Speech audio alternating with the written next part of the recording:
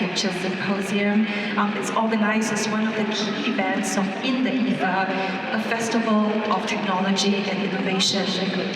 In the Ether is a month-long showcase of exhibits, talks, screenings, and educational provisions, which explores emerging ideas and evolving trends at the intersections of science, technology, society, and also the future. The symposium today is shaped within the framework of the Ether Festival as an extension of our education work, and we'll be deep diving into the fast evolving landscape of education, where technology has become a key driver of change and also fundamentally reinventing learning environments. And we're hugely privileged to be joined by thought leaders, futurists, policymakers, education practitioners, EdTech innovators, and entrepreneurs to dialogue on transformative shifts that are punctuating the technology-driven educational terrain, with the intention of inviting the community and all of you into a radical imagining of the future of learning. And this afternoon, you will hear presentations from Professor Lim Sun Sun, Koo Sengmeng, Dr. Kenneth Lo, Kok Hong, Rohan Pasari, and Katrina Tan. And we'll be in conversation with all 6 speakers in the final Q&A segment, and welcome questions from the floor. And to open today's program, I'm delighted to welcome Director of Programs, Exhibition Museum Services, Adrian George, for opening remarks. Adrian, please.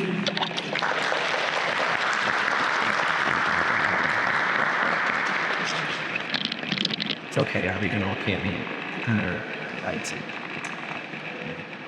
So good afternoon, everyone, and thank you, Sid, for the introduction. As you all now know, I have a rather lengthy job title, which captures quite a lot of things. But one of the most exciting aspects in my role is overseeing public programs team here at ArtScience Museum. This means I get to engage in a wide variety of initiatives, from preschool education to tertiary programs, community engagement, and the programming of ArtScience, which is very far now, the art gallery. One of our unique offerings is a series titled ArtScience Encounters, which encompasses everything from performance and site-specific installation to mission, sound, and music, creative expressions that seek to activate the raw traditional spaces throughout the museum. And speaking of unique experiences, I'm sure you didn't fail to notice as you enter this space a giant inflated head of garlic, which is sitting just outside. It's a perfect example of how we try to surprise and engage our visitors with presentations in unconventional and unexpected places. In 2023, our exhibition curators responded to a significant surge in interest surrounding the activities in generative AI with a rapid response exhibition entitled The Notes from Ether. That exhibition showcased contemporary artists who challenged conventional notions of art, exploring themes of ownership, authorship, and much more in a rapidly developing technology-driven art world. Building on the success of that exhibition, this month, we are thrilled to present our new tech festival titled In the Ether. As Sin mentioned, this festival delves deeper into the intersection of art, science, innovation, and future-forward technologies, and in partnership with Ethereum Sin. In the Ether brings together a diverse group of artists and collaborators who utilize various mediums and evolving technologies in their work. Across the whole month of September, the festival takes over ArtScience Museum and brings together more than 24 technologists, scientists, designers, artists, and studios, including the Google Creative Lab, New Media Creative Hub, Hutch Studio, speculative architect and director Yip Young, renowned artist filmmaker Lynette Walworth, and groundbreaking media artist D.AI.Tech. The festival also presents global disruptors like AI artist Lysantes, cyber team Euro, digital artist Siobhan Hall, and creative technology studio Serial Conan. And our month-long program gives us scope to explore different aspects of science and innovation through showcase events such as Green Tech Week, which focuses on environmental concerns, and creator releases by AI Create, a weekend dedicated to prompt battles and discussions around how AI is redefining filmmaking. In addition to these neat artworks and events, we have an exciting lineup of activities and workshops. There's truly a lot to see, so I recommend you check out our website, where you'll find a schedule of all the upcoming events. While today's symposium is one of many activities we'll be hosting, it holds particular elements in our programming. This is evident not only in the prestigious lineup of speakers we have for you today, but also in the number of people who are in this room right now. Today's EdTech Futures Symposium offers a unique perspective on the future of learning. It brings together leaders, innovators, educators, and policymakers to discuss transformative shifts in the technology-driven education landscape, both in Singapore and beyond. Throughout the afternoon, we will explore how AI is reshaping modern education. For example, how schools are integrating AI-enabled adaptive learning into classrooms.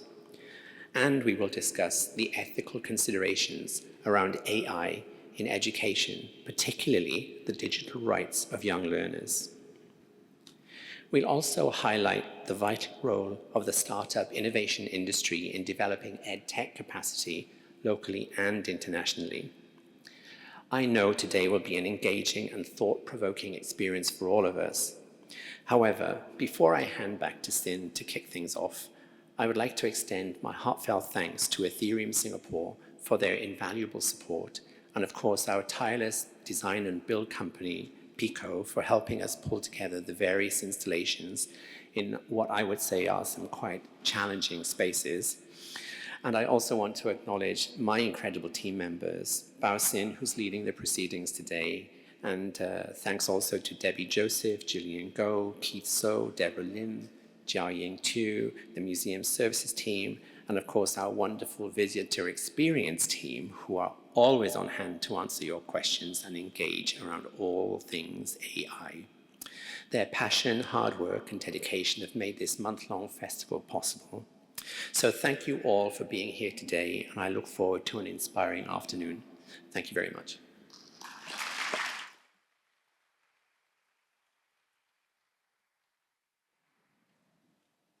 Thank you, Adrian. Our first speaker for the program today is Professor Lim Sun Sun, and please allow me to make an introduction to her work and practice. Sun is the Vice President of Partnerships and Engagement at the Singapore Management University, where she's concurrently Professor of Communication and Technology at its College of Integrative Studies. She has extensively researched the social impact of technology, focusing on technology domestication by families, AI ethics, as well as the future of work. And most recently, she authored Transcendent Parenting, Raising Children in the Digital Age. I wanted to mention that when Sun joined SUTD as the head of Humanities, Arts and Social Sciences in 2017, she transformed its curriculum to one that productively interrogates intersections between the liberal arts and the technical disciplines of STEM. And she's won, by the way, 8 awards for excellent teaching at both university and faculty level, and is an honoree of the Top 50 Asia Women Tech Leaders Award 2024, among many other accolades. You might remember Sun as one of the nominated members of parliament in the 13th Parliament of Singapore, where she advocated for clear guidelines governing the responsible use of AI, data sharing to promote societally relevant research, greater support for women in tech, and champion the enactment of digital rights for children. So it's such a privilege to be inviting Sun to present the first talk in today's program, where she'll speak about technology domestication and parenting practices in Asian homesteads set against the evolving technological and socioeconomic context. Sun, please.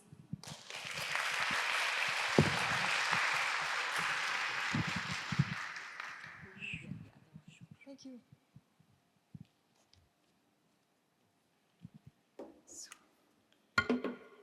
Very good afternoon to everyone, and thank you so much, Bao Xin, for that very generous introduction. So I just want to make a small correction. Actually, my most recent publication is not Transcendent Parenting. It's this one that I hold here, and this copy is for Bao Xin, not least because of such a generous introduction. I have actually inscribed it for you, by the way. So just to say that, when the ArtScience Museum invited me for this, I was really struck by the attention to an issue, right, around the technologization of education. And clearly, as an educator who's been in academia for over 20 years, I've had the benefit of looking at all kinds of emerging trends. I've had the benefit of understanding on a deeper level what kinds of challenges people have with regard to how they engage with technology as it encroaches into our everyday spaces and our everyday lives. So the current talk that I'm going to be delivering is really centered around my latest book. And I wanted to share with you actually this image, which is not from the book, neither is it in the book. But this is actually an advertisement of a lamp called 大力灯, which is produced by ByteDance. So 大力灯, if you translate it, is probably very powerful lamp. And this lamp was quite a source of inspiration for me as I was doing my thinking, because the lamp actually allows the child to be tutored by someone remotely through the touch screen that the mother is pointing to. And not only that, the lamp will actually track the child's posture when he or she is studying, and it will also send a report to parents about the child's posture. So if the parent were so inclined, they would actually be able to track how well their kids are sitting and so on. And then, of course, when you use the lamp to do different kinds of assignments, you can actually share the assignment with your social networks and get feedback. And the lamp would also be able to answer basic questions and so on. And this lamp was produced by ByteDance and sold on the Chinese market. And despite a not modest price tag, was able to fly off the shelves. And Wall Street Journal was so intrigued by this phenomenon that it called me and said, what's your reading on this phenomenon? And interestingly, in the same interview, Wall Street Journal had spoken to parents, and there were parents who said, you know, to me, it's not a big price to pay at all, because this device helps me to keep an eye on my child. It helps me to, you know, look after and supervise my child's learning, even from a distance. But the reason I wanted to start with this photo is because it really does give you a sense of what's in the ether, right? With regard to how we introduce technology into our everyday lives, with regard to how we want the technology to serve us in various ways, but at the same time also to help us think and take a step back as to how we want the technology to serve us in ways that accord with our comfort levels, accord with our needs, and don't take over our lives, if you will.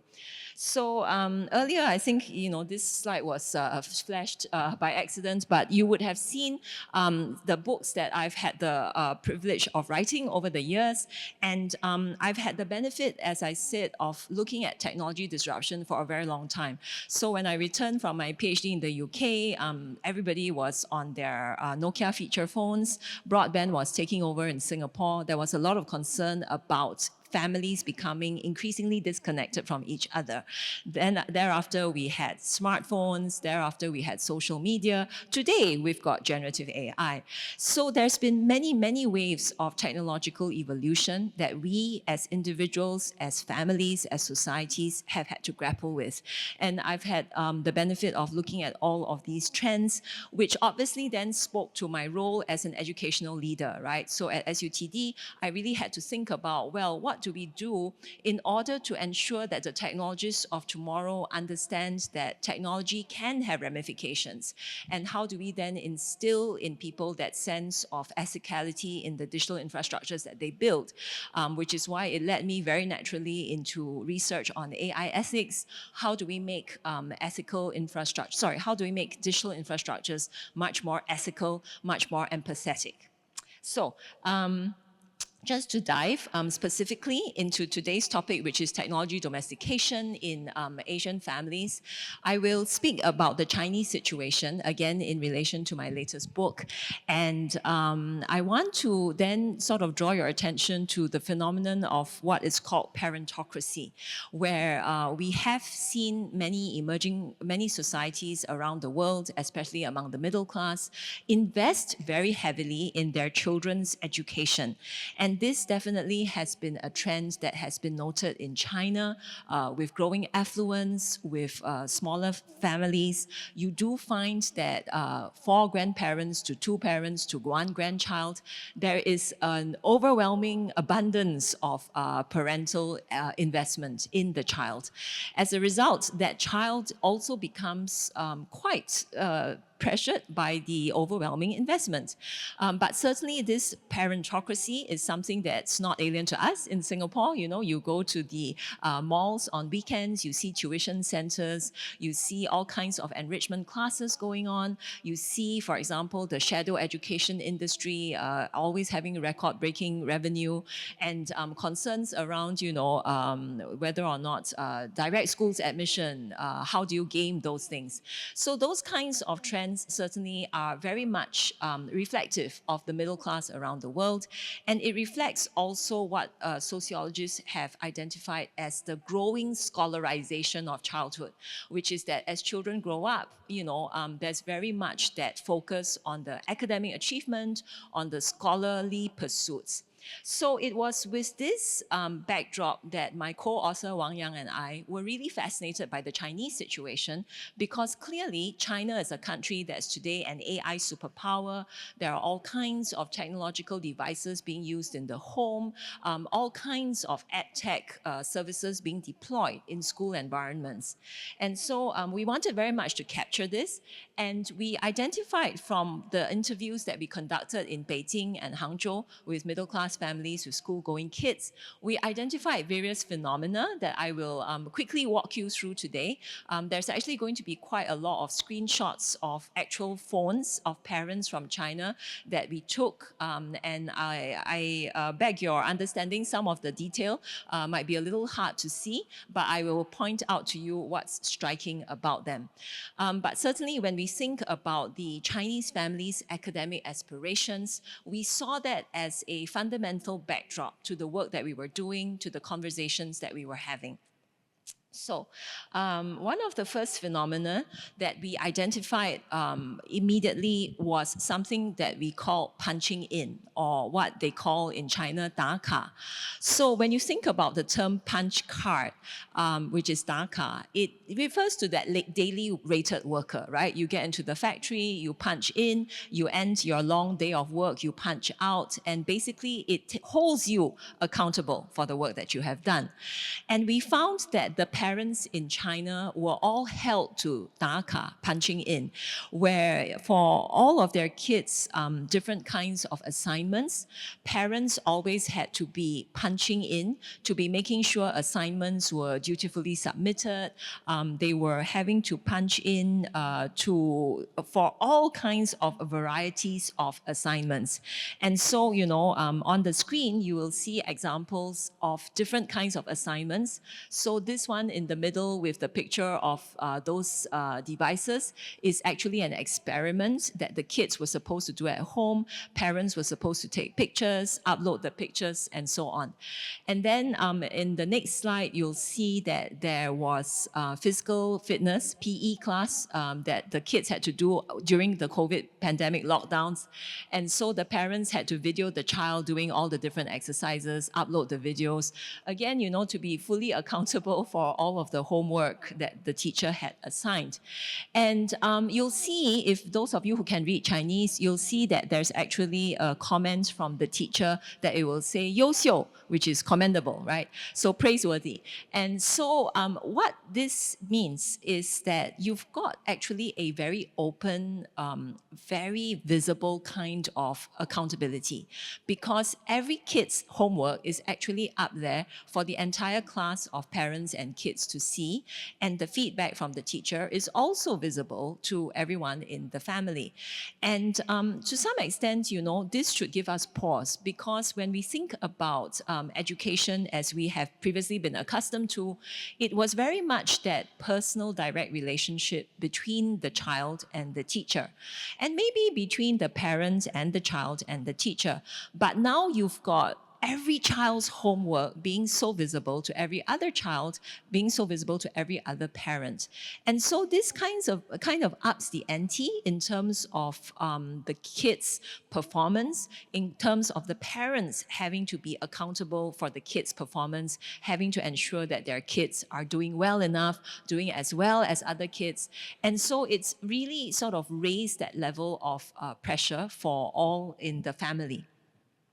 Now, other kinds of punching in would be, for example, when the teacher actually sets out a new assignment, there will be an announcement on the parent chat, and so there will be some announcements about some parent-teacher meeting, and then the teacher is sort of telling the parents, please don't drive, and so on. Now, you might think, okay, that's very simple and straightforward. Every parent who receives that notification has to reply, 收到, 收到, 收到, 收到, received, okay? And interestingly, there will be teacher assistants who are parents. And these assistants will be looking out for which parents have not received and have not acknowledged the notification. And then these parents will actually be called out or being nudged to reply. And so again, there is that level of accountability, right? That you've really got to 打卡. If you don't say you have received, you haven't punched in. So there will, for example, sometimes in parent chats or in the interviews, some parents will comment that, oh yeah, some parents are not very active, some parents are, negligent. And so there will be some kind of peer-to-peer surveillance of which parents are on the ball, which are less so. And interestingly, if you look at the very top of the screen, you see the numbers 79, you see the numbers 52, right? That's actually the number of parents in the chat. It could be both parents, sometimes it is grandparents. Now, why is this figure significant? It is significant because for every notification, you're going to get 79 other notifications of, yes, I have received. And if you have the teacher saying very good, you've got 79 multiplied by 2, multiplied by however notifications there are in a day. So you will not be surprised that the parents we spoke to told us how overwhelmed they felt, especially those who are working. They said that, they felt like their workday was punctuated constantly with these kinds of requests. And so it's really sort of up the ante in terms of the kinds of attention and the level of attentiveness parents have to exercise with regard to their parenting duties. And at the bottom, on the right, you'll see that there is some kind of parent activity for the vacation that's being planned. And again, parents are being asked to vote for which option they want. That again translates into another deluge of notifications and messages. So moving on, our research was actually conducted shortly before COVID. Then COVID hit, so we had to shift our interviews online. But COVID itself presented an interesting situation in terms of looking at the intensification of EdTech usage during that period. What's interesting is that post-COVID, a lot of the stuff that was introduced during COVID hasn't actually abated as such. But you'll see again, there are these kinds of custom apps. So earlier, some of the chats that I showed you were actually WeChat, which is just, usual social media chats. But in the course of COVID, there was the introduction of some platforms specifically for education. So for example, DingTalk was actually used for education, even though it was meant for the commercial space. But again, you will see that there will be all kinds of assignments that are being graded. So there is that sticker there that says 优秀, that tells you that you've done well. So everyone, can scroll through to see how everyone else has submitted and so on. And then there's even the daily health notification check-in and all kinds of different kinds of expectations of connectivity, of notification, of acknowledgement. Now, I want to then draw your attention to what we refer to as the punishment and reward ecosystem, right? So I had just alluded to the fact that clearly, there will be some parents who will be performing the sort of peer-to-peer surveillance, and then there will be a lot of sort of scrutiny over who's done what or who has not done what. And the reason that people are actually able to experience the scrutiny is because very often it translates into actual rewards and punishments. So for example, if someone has done something really well, the parents, then the teacher will obviously offer praise. And on the right, on the extreme right, on my extreme right, you'll see something called 小黑屋. Now, the 小黑屋 is basically the little black hut. And the little black hut is where the teacher will actually list the names of the kids who have performed less well in the most recent assignments or in the most recent test. And so it's a kind of sort of, no, I struggle to use the word shaming, but to some extent there is some shaming involved that, kids who have underperformed are actually named in that way. And it's actually used as a vehicle to encourage the students. But nevertheless, I think in many other cultures, this sort of action would be seen as shaming. But certainly the parents that we talked to did feel pressured, and they did feel shamed that their kids seem to be put into this little black hut. And then besides that, the teacher would then say, 以下是这一周以来的数学作业反馈，有光荣榜. So she says, besides that, there's also the table of those who have done really well. 光荣榜, I guess it's the glorious table. And then there's the 进步榜, which is the improvement group. And then there is those in the little black hut. So, there's that sort of hierarchy of performers, underperformers, and all that, which unfortunately has now been spelled out very explicitly in these kinds of platforms that link the teachers and the parents together. So it's altogether a sort of situation where you've got a punishment and reward ecosystem that is highly visible, where everyone is able to track everyone's progress or lack thereof. So I then wanted to say that clearly, it's not a one-way street, right? It's not just the case of the parents having to punch in. If the parents are having to punch into whom? Well, it's clearly to punch into the teachers. And the teachers themselves also feel similarly pressured. And so, the teachers always have to be on top of things. They've always got to explain that they're keeping track of the students' progress. They're always having to say that I've uploaded the feedback. And as a result of that sort of connectivity with the parents, some of the parents we interviewed who were teachers also said that they labored under tremendous pressure because they were constantly having to respond to parents' queries at odd hours of the day. They were always having to be very dutiful in terms of their responsiveness.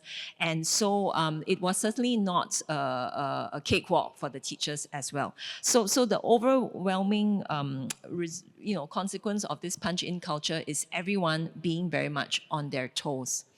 And then I wanted to sort of share with you about performative parenting. And the reason I wanted to talk about performative parenting is that, as I mentioned, that sort of hyper visibility can be really quite challenging because you're always being surveilled, right? You're always being watched by your peers. And as a result of which, there's a great deal of performativity in terms of how people actually engage in their everyday parenting punch-in duties. Where, for example, if a parent, if a teacher has made an announcement, the parents will then all chime in to say, 老师辛苦了. Oh, thank you, teacher, for your hard work. 下星期我们继续努力. We'll continue to work hard next week. And then everyone else will chime in with variations of the 老师辛苦了 to thank the teacher. Now, you might say, okay, this is courtesy, right? But a lot of it is actually performative parenting in the sense that the parents are very concerned that if they are not sufficiently enthused about the teacher's performance, if they seem to be less than participatory, that the teachers will then not find favor with their kids. And so very often there's a bit of a parent Olympics where, you know, they've all got to out-rival each other in terms of how grandiosely they praise the teachers. And so this has actually, to some extent, you know, translated into a great deal of emotion work for the parents. So there were some parents who told us that, oh, they're very conscious of how they speak and what they utter, the kinds of emojis they use on these platforms, because they don't want to cause offense, even if sometimes they feel that their child may have been wronged, or they feel that, you know, the teacher may have been unjustifiably unfair towards the child and all that. They learn to manage their emotions. They try to keep everything on an even keel. They try to play nice with all of the other parents and so on. And so you'll see that there's generally that sort of culture of performativity, everyone trying to be as collegial as possible, but also a lot of parents working hard to curry favor with the children. And I think I have actually come very quickly to the end of my time. So I will just leave you with a few thoughts around performative parenting and around punch-in culture. That when we think about introducing education technology into our everyday lives, we have to think about the kinds of downstream implications it has for the people on the receiving end. Because what some parents also alluded to was that their kids seem to have become much less independent and much more reliant on the parents to do the daka for them, to do the punching in. And they felt that in many ways, their kids' relationship with them had become also more transactional, because they, as the parents, were, you know, always chasing their kids to make sure that the homework was done, because the parent had to do the punching in. And so that sort of transactionality in the relationship didn't, you know, necessarily bode well. But most of all, they were very concerned about how their children would become, over time, less independent, less autonomous. The other thing I wanted to leave you with is to really interrogate the implications of these digital infrastructures, and to also push harder on tech companies as to how they design their infrastructures. So when you design these infrastructures where parents are able to upload their assignments, have you ever thought of the visibility that it imposes on the entire community? And are there other ways to create these infrastructures so that that level of hyper-visibility can actually be managed a lot more sensitively on an individual level? Does everyone have to see what everyone else is doing? So ultimately, I do feel that tech companies, EdTech companies especially, can really think hard about being much more thoughtful and intentional in terms of studying their users, in terms of having conversations with not just parents, not just teachers, but also with children themselves as to how these technologies are being used, what kinds of pressures it has introduced to the household, with what kinds of implications for the family dynamic. So I think I will just end off here and hand over to the next speaker. Thank you very much.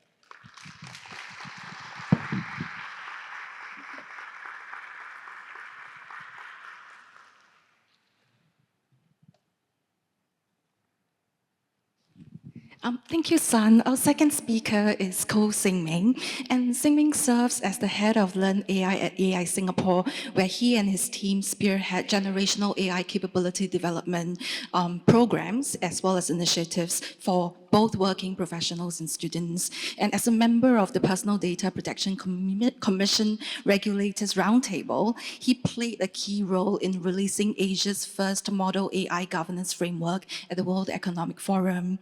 As a member of the Global Data Commons International Task Force, Sengmeng contributed to the creation of the first draft of the Global Data Commons at the World Government Summit.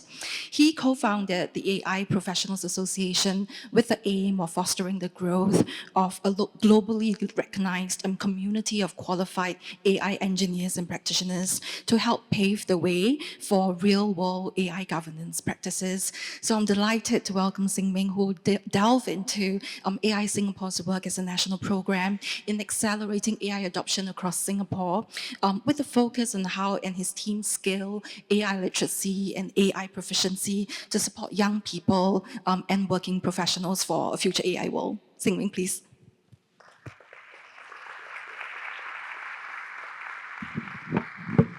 Thank you, Sin, for the introduction.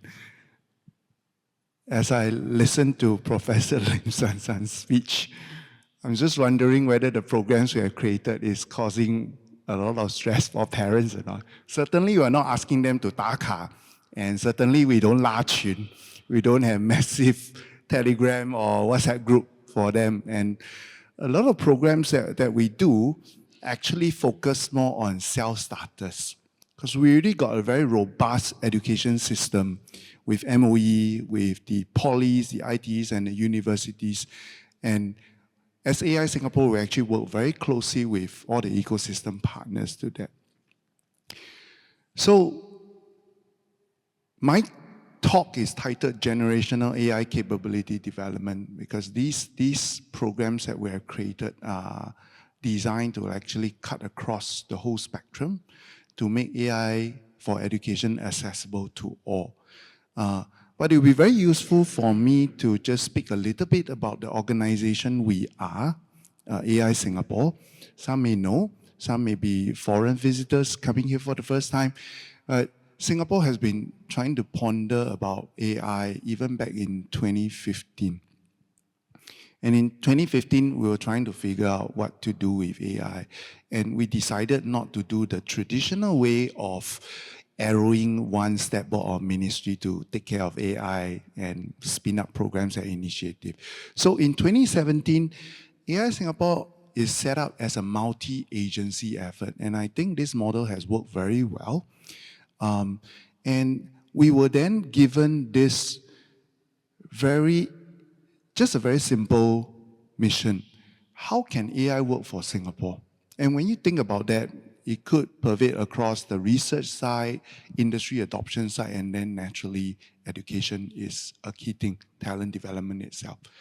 By 2019, we have some early success. We also learned from some of our early prototype programs itself. And the program was then formally supported by the first release of the National AI Strategy. We call it 1.0. And under 1.0 itself is a recognition and strengthening of certain programs that we feel works, certain programs that we feel don't work, and therefore we will sunset. And we continue to launch new programs. And in December of last year, with more input, and especially everybody now recognize November 2022 as kind of an inflection point where ChatGPT burst into screen. Even though the technology was actually seeded back in 2014 and 2017 paper, we updated the National AI Strategy 2.0, which I'll share more later in its full glory, the 10 enabler and the systems. And AI Singapore continued to be a key part of this National AI Strategy. And naturally, talent development is always a key focus. And in AI Singapore, I run a team called LearnAI.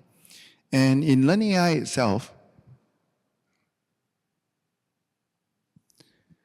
we were focusing very much on AI literacy and proficiency. And in 2017 until 2023 itself, in the early days, a large part of it is how do we ramp up national programs that will help to start seed the foundation for literacy and proficiency. And to that, we actually built in a few programs. And AI learning materials wasn't that prevalent back then. It's not the case these days. You can literally learn the foundation of deep neural network from YouTube videos, but it wasn't the case back then. And we spin out a lot of programs, and this is just a snapshot. LearnAI itself actually encompasses the whole wide range of initiative and activities. And each one of them is actually designed to cater to different learning objectives and different learning stages. So the key purpose here is actually to make AI education accessible to everyone, from curious young minds to aspiring AI scientists and researchers. And what we felt, when we include all these learning pathways on top of just courses itself, what we're trying to do is to create a situation where AI literacy and proficiency is there for anyone who wants to learn, regardless of their background and their starting point. So beside the thematic programs like AI for students, AI for kids, AI for everyone, AI for industries, we also have initiatives like the National AI Student Challenge, the annual AI Student Developer Conference, and even the AI for Kids Certified Instructor Program. So to draw references from the earlier, how schools are sometimes stressed, or even parents are sometimes stressed when it comes to AI literacy, we created the AI for Kids Certified Instructor Program because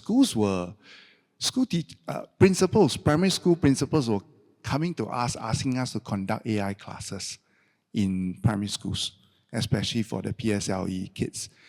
What we realize is, well, you have a big group of parent volunteers, right? Why don't we train the parent volunteers?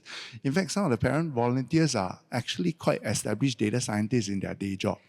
So there's this pool of talent, which we will invite the schools to send the parents over to get trained, to get certified, so that they can conduct enrichment classes at their own pace, at their own timing. No need for taka. We don't police them for that. So everything is quite organic in that sense. Now, the programs and the resources that we have created, all that are all in this place called learn.ai.Singapore.org, or LearnAI for short. And inside there, at this point in time today, we have about 30 over courses that is created by AI Singapore. But steadily, what we're trying to do is to work with all the ecosystem partner as much as possible, because AI is simply doing very fast. And we work with our education providers to have long-term, very stable AI theory and foundational courses, while we focus more on the practicum part. So the first row itself, if you see on top, these are the thematic courses, the AI for kids, AI for students, AI for industry, that's AI for the I. And the second row is what we are beefing up now on practicum. So you learn the theory, so how do you actually apply on that? So these are the series of courses that we have developed. And the third series is actually co-developed with MOE teachers. So together with the Academy of School Teachers, AST from MOE, we actually host regular teachers work attachment program. So they come to us. And when they spend time with us, actually they are also interested to co-create some curriculum, because that immediately increases the efficacy of any learning materials that is created. So the third rows are actually a subset of the courses that have been created. And the last one is a reflective of AI development as we see it. It's constantly changing. And today, prompt engineering and prompt design is a very, very hot topic as well. People are also looking at what kind of career am I looking at Gen AI? And this, we actually work with the very people who are actually creating the models. The Google Cloud, the Amazon, the Microsoft themselves, and there are people like Databricks, all that, all coming in even Anaconda. So 4th row are all the courses. Now, this is a snapshot, and when you go inside, we kind of divide it into 4 learning persona. Students, educators, professionals, and collaborators is where we place all the newer courses that is coming up from the technology partners themselves. This has worked well actually for us for the first 5 years of AI Singapore operations itself.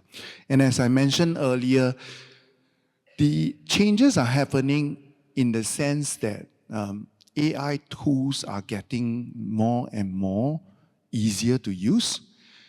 People are finding it easier to actually extract the business value of AI or the personal value of AI from all those tools that is coming up. In fact, you have a great tool in your WhatsApp today. WhatsApp, you look at the top, there's Meta AI. Use it regularly. Create an image of something. Talk to me about this. So this instant accessibility kind of changes the way we view AI literacy and proficiency.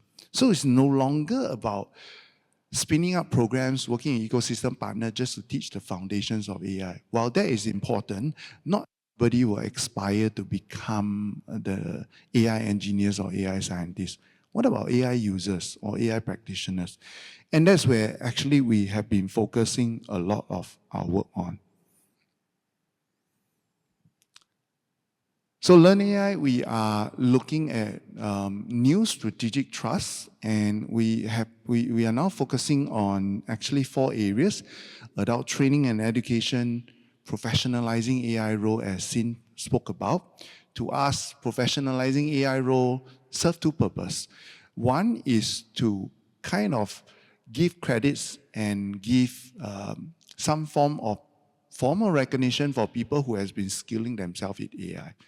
Second is part of when we do AI projects with industry, as part of AI Singapore, industry partners have always constantly come to us to say that they have difficulty hiring. Everybody is coming out with an AI degree, but they need someone who can hit the ground running. So is there a way for us to benchmark? And when you think about it, it's kind of logical. In fact, it's a surprise for us when I set up AI Professional Association and trademark Chartered AI Engineer. We have CPA, we have CFA, we have Chartered Engineer. But to our surprise, nobody in the world has actually trademarked Chartered AI Engineer. So Singapore entity is the first one to trademark CAIE in the world for that. So AI Singapore will continue to support the association and working with our ecosystem partners like Singapore Standards Council to try to lend some weight into professionalizing. And what is not included in the slide is we also signed an MOU with Singapore Academy of Law to also create certified AI practitioner in legal. And next week is actually Tech Law Fest. So I invite those of you who are interested. Tech Law Fest is going to talk about how we launch new LLM and ChatGPT just specifically for the law sectors. So a lot of things are coming together, and I think it's a pretty exciting time for us when we look at professionalizing AI practitioner role. We work with organizations in consultancy and partnership, but the key highlight I want to speak to you in the next few slides is actually student outreach and training, and how we want to contribute that towards leveling up the capability of our local AI students. I like to give more clarity first on the national AI strategy. That's announced in December last year. So got the date wrong, it should be 2023. Now inside there is a big update into what we have done collectively through AI Singapore, GovTech, and a lot of agencies to that. And we're looking at 3 systems: activity driver, people, communications, and then infrastructure as well. And these are all done through the 10 enablers. Now focusing on the talent side, Singapore has now defined 3 talent archetypes in Singapore when it comes to AI. We have AI creators. These are people, talents who are capable of creating new algorithms, new systems, and that's something that we work very closely with the universities, continue to accelerate, pushing higher degrees and competency. The second one, let's not talk about the second one. The third one first, AI users. AI users are the rank and file, people who are not leaving their job just to pursue a career in AI, but they're going to be touched and they're going to be affected by AI tools. AI tools are great skills multiplier and capability multiplier. So what you want is to continue to reinforce and let the general populace know what kind of AI tools are out there and encourage everybody to use and experiment. The AI practitioners are the in-between. These will be what I call working professionals that have already many years of working experiences. And as a government, we talk about plus skill, reskill, upskill, all that. What kind of AI tools is suitable to enhance what they are doing? So with these 3 levels itself, there are going to be existing programs that is more refined towards targeting which of the key areas. But we tend to see then there will be people actually moving up the bar or actually cross-pollinating between the 3 entities. So when we focus on then the student side, this is a program actually we have been running with MOE for the past 2 years. And in this AI student outreach program, we actually specifically focus on aggressive student learners. These aggressive student learners, we identify them from young. We nurture them through structured pathway to progressively increase their foundation and proficiency. And then actually we provide them professional qualification role to give them some form of recognition. Over the past 2 years, we have already created, grow a pool of over 6,000 AI certified student talents, and supported by over a network of 190 student user group. Now, these student user group are actually formed organically by the students themselves, or we partner with schools who have a special AI talent development focus.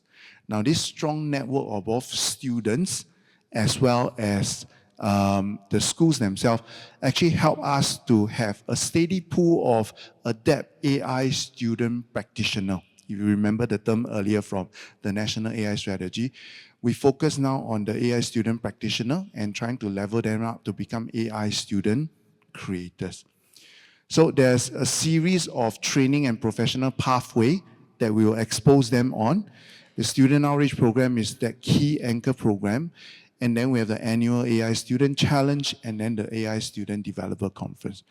The AI Student Challenge is actually a ways and means for companies to submit their business problem to us, and we will invite students to actually tackle it. These are real-world problems. And what we want from the industry partner is not cash prize. What we want is to offer internship and scholarship. And this actually works well for who? For some of our government agencies with very tight hiring criteria. They can only hire Singapore citizens. And the HR and the L&D department work with us so that this talent acquisition and talent binding function actually starts even early. And because of the preparedness that we have done for our students, in April this year, there was actually an international Olympiad for AI invitation that was sent. And NTU was our official Singapore country coordinator. This competition happens in August, which means that we only have 4 months to prep. Right? NTU, as the official coordinator, they already have a rigorous training program set up, and they have the academic training experts that is standing by. So what's left is, who should we bring to the selection trial?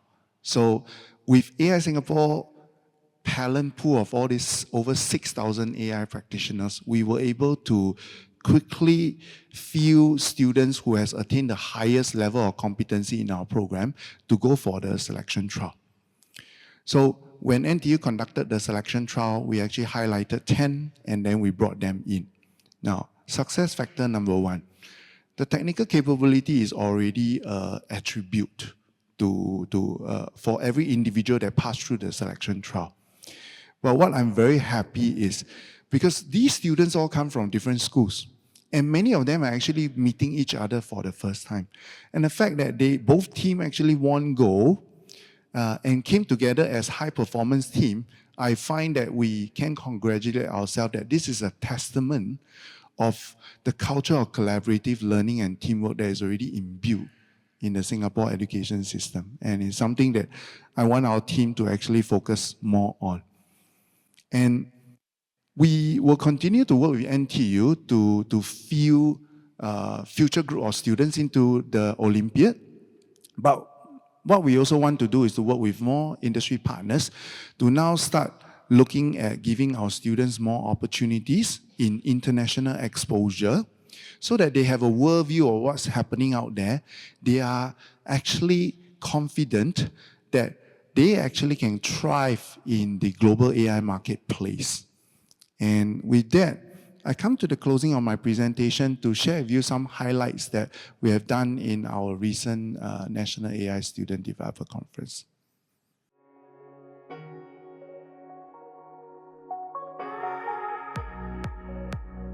I'm delighted to join all of you here today at the 2024 AI Student Developer Conference. To fully realize AI's potential, we need a skilled and proficient workforce capable of working with and in AI. To effectively scale up our efforts, we must work with like-minded partners who have strong touch points with the AI ecosystem. AI Singapore is one such partner. This conference aims to bridge the gap between students like yourselves and industries in the pursuit of exceptional AI talent. AI Student Developer Conference, this year in its second year, is the place where aspiring AI student talent meet industry.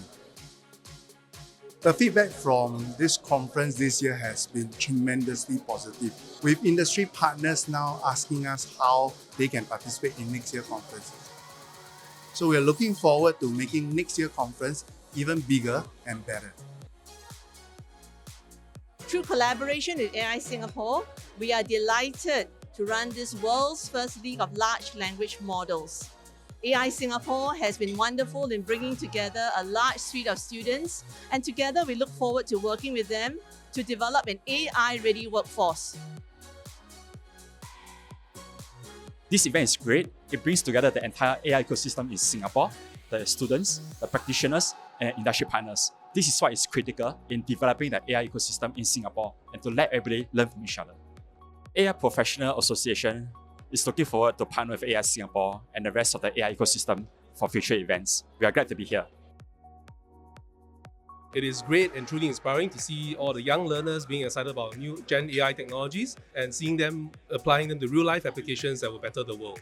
At CSIT, we believe in building a community and collaborating with partners like ASG to develop the young talents that we need for the future. It is a unique opportunity to learn from industry veterans. These sessions were thoughtfully designed with young people in mind, making it both beginner-friendly and engaging. As AI continues to permeate various industries, the ability to combine knowledge across diverse domains will grow in importance. The journey has been very exciting and very engaging for young learners like us. Thank you to AI Singapore for organizing the event, giving contestants like myself and Aditya the ability to engage in these kind of topics and finding ways to allow us to apply ourselves. Very thankful to AI Singapore for giving us this opportunity to showcase our skills of what we have learned at the student outreach program. I hope that this competition will inspire others, young learners like me, to learn more about AI and to explore its use in society. AI Singapore is really looking out for us, and we can't wait to join future iterations of this conference.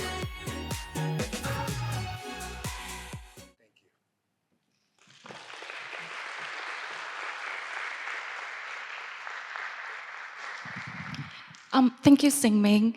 Would now like to take a look at how AI integration and application looks like in schools and in the classrooms, and with the next two presentations.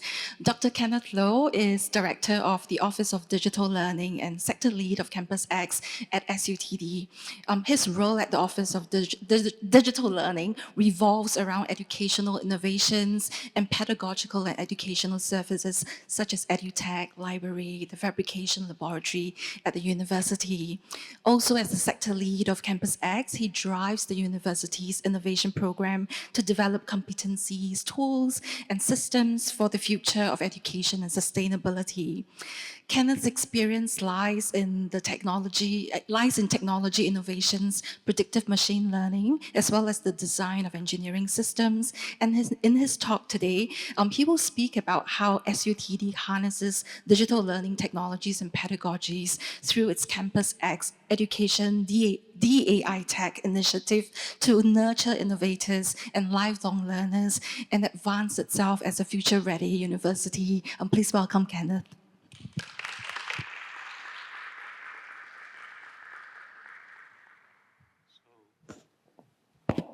Hello everyone, I hope you can hear me. Thank you, Sin, for the introduction. Just to explain a bit, D.AI.Tech actually stands for Design, AI, and Technology, because I think that's where the strengths of SUTD lies. So I look after this educational innovation program. We call it campusX.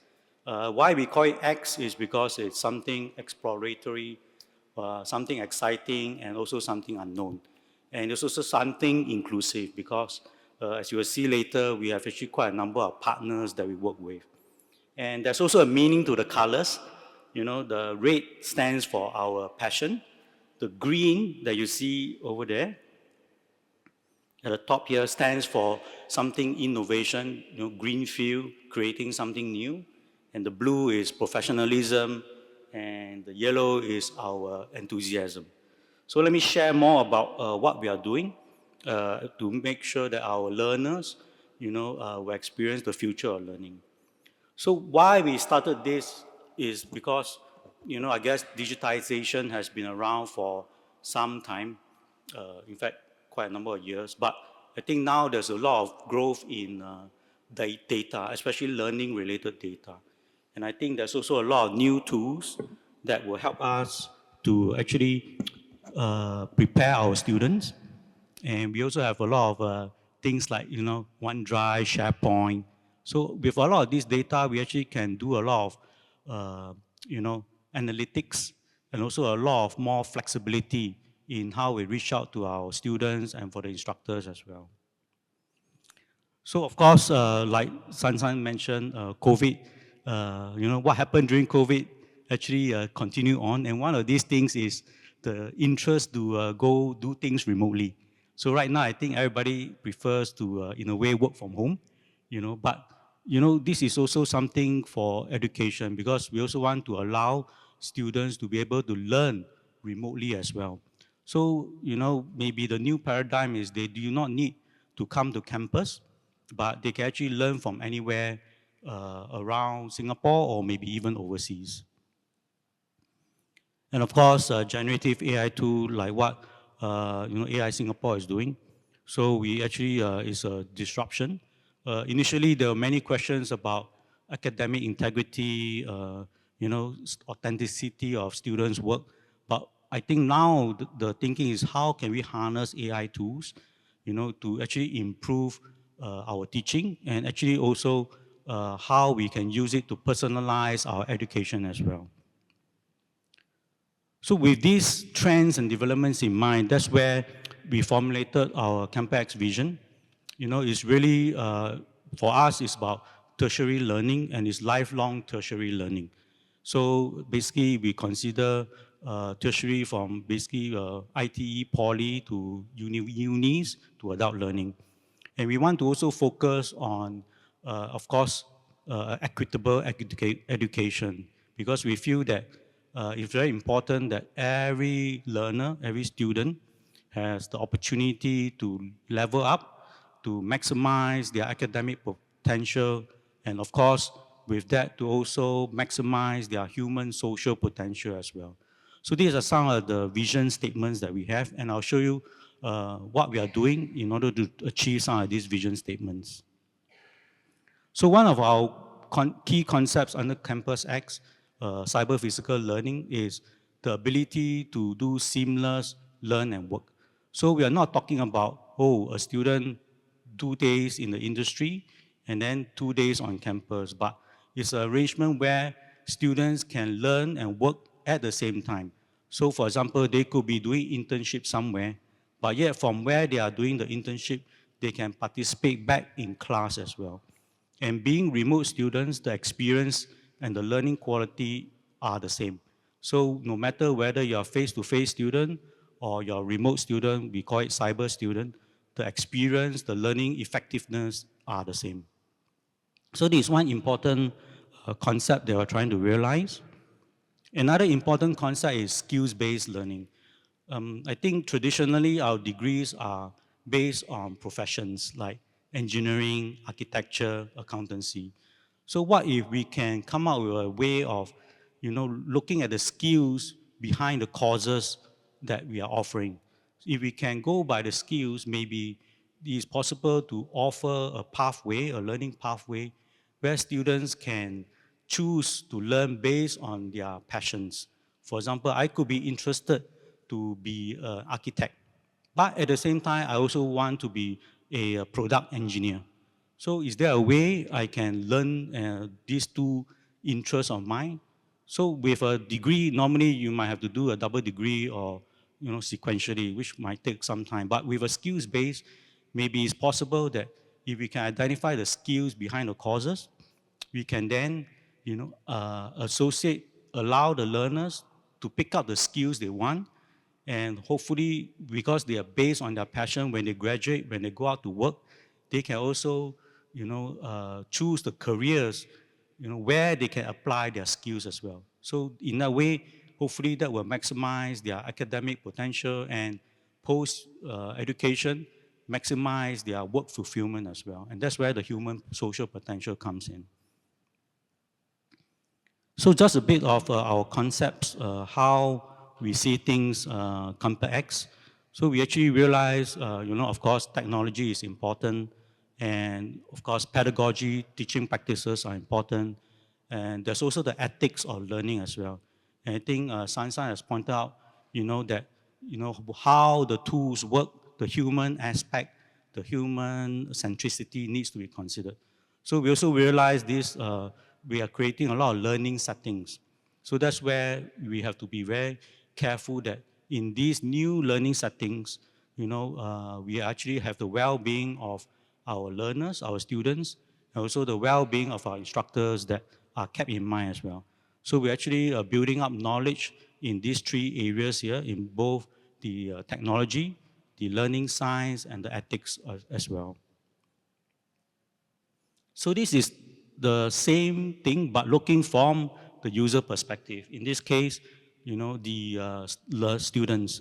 So in the box on the far right, on your right this side, the yellow box, you'll see basically what are the things we can do to improve learning.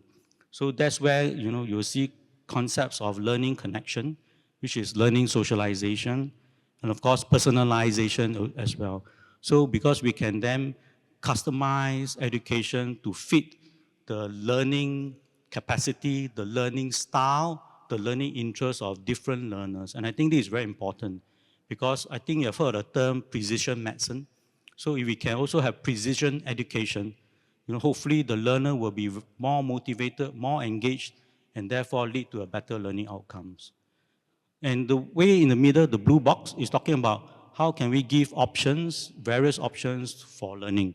And that's where ideas of learning anytime, anywhere, and with now AI tools, possibly with learning with some of these AI-generated tools is also possible. And lastly, is talking about the ethics of learning, the well-being of the learners, and also covering the data protection as well.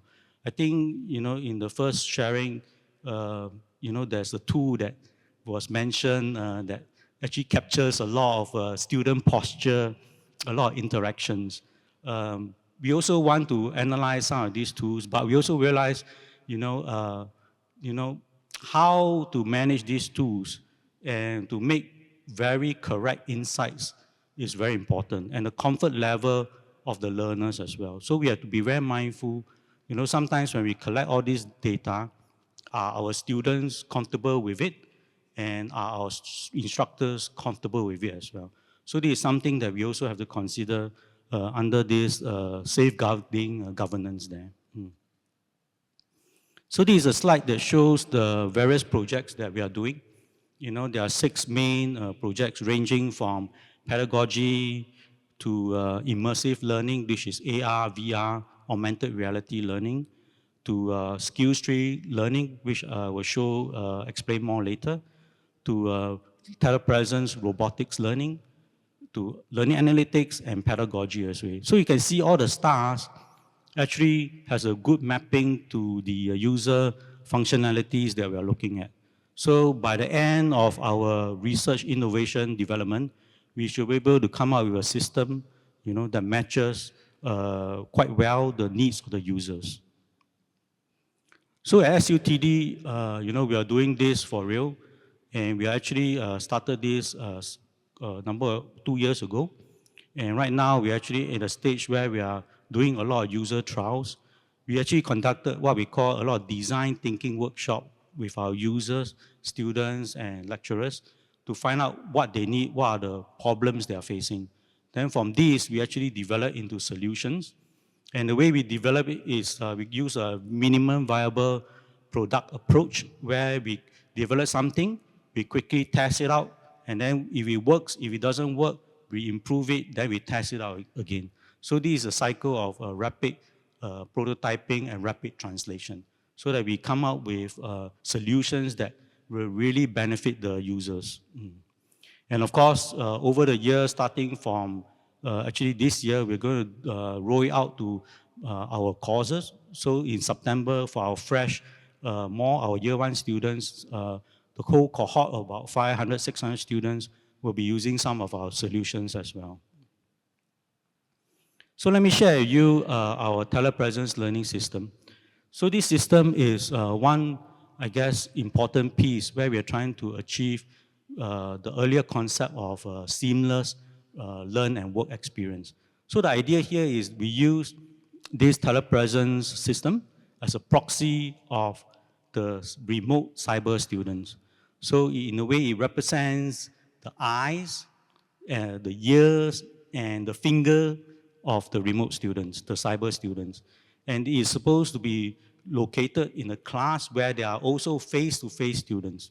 So we want to create an environment where the face-to-face students have very good, authentic interactions with the cyber students, and vice versa as well. So that no matter where you are, face-to-face in class, or you're learning from your home, learning from your hostel, or learning from an internship office, you can actually take part in classes, like I mentioned earlier, without the loss in quality.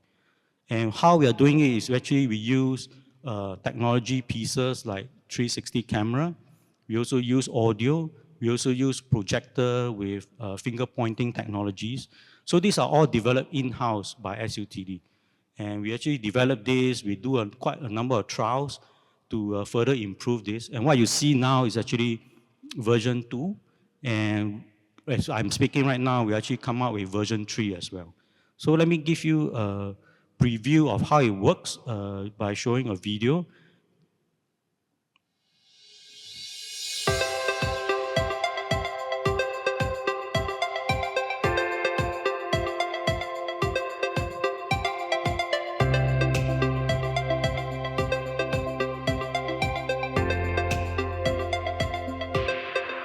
So we have the face-to-face class. And then we have remote cyber students.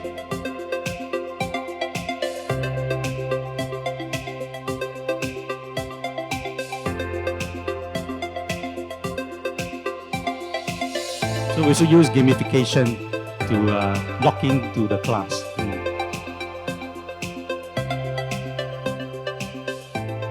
So this is the view of from the remote student. There's also a VR headset option. So it's very immersive. I mean, literally, you can feel that you're in the class.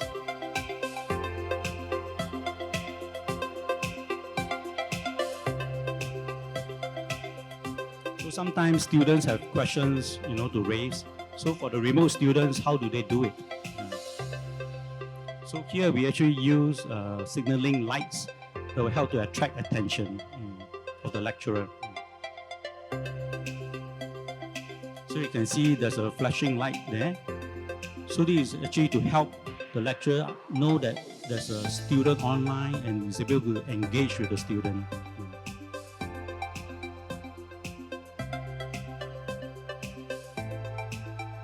So this is the VR view, immersive view.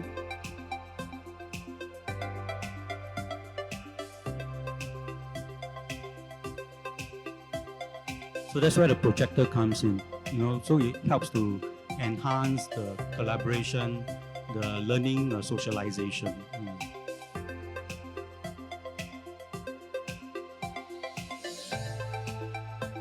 So this is a 360 that the remote student can control, and they can really pan independently around the classroom. And of course, we also have learning analytics.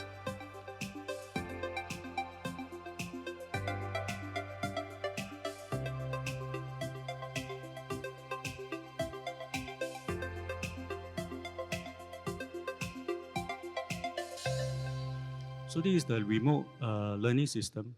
So like I mentioned, it's like a proxy for the remote student, the camera, the projector, and the audio as well. Next, we also have an app. Actually, it's a mobile app, that helps learners to choose the learning pathways that they will desire to have based on their passions, their interests. And it's really a tool that is orientated more towards the skills. So based on the skills, we actually gone through a big exercise where we have actually mapped out the skills to our courses. And we have used actually the SSG taxonomy to do this. So we have gone through an exercise where all the course leads have mapped out, okay, this is my course, is connected to skills A, skills B, and at what level as well. So after going through all these exercises, we have launched this app whereby the students can then choose, okay, the courses they take, and they can also see what are the skills they acquire as well. And there's also a career development module. So here is, the idea is that, sometimes we have questions from students, oh, I want to be a particular analyst. So what courses should I take? What electives should I take? And this is how we are going to help them, because once we have mapped the courses to the skills, and the good thing is SSG for various professions, in fact, many professions, they already map out the skills that are needed. So with this skills tree app, we can actually, in a way, work backwards from, I guess, the career aspirations of our students. So you'll see here, for example, someone wants to be a particular analyst. So these are the skills that are needed for that profession. The blue color indicates the student has already acquired those skills. And then maybe at a higher level, there are some skills that are grayed out. So this shows that some skills are not yet acquired. And this app will actually then help the students, when they click on the skill, to find out what is this skill that they still need to acquire. And then when they click on registration or further, they can actually enroll in specific courses, in order to pick up the skills and make sure that in the end, if they want to progress to the next level, they have all the available skill sets. So this is in a way a tool to help, to move towards this skills-based learning, that they can acquire the skills, also match it to the career aspirations that our learners have as well. And I have another video, so let me just play it.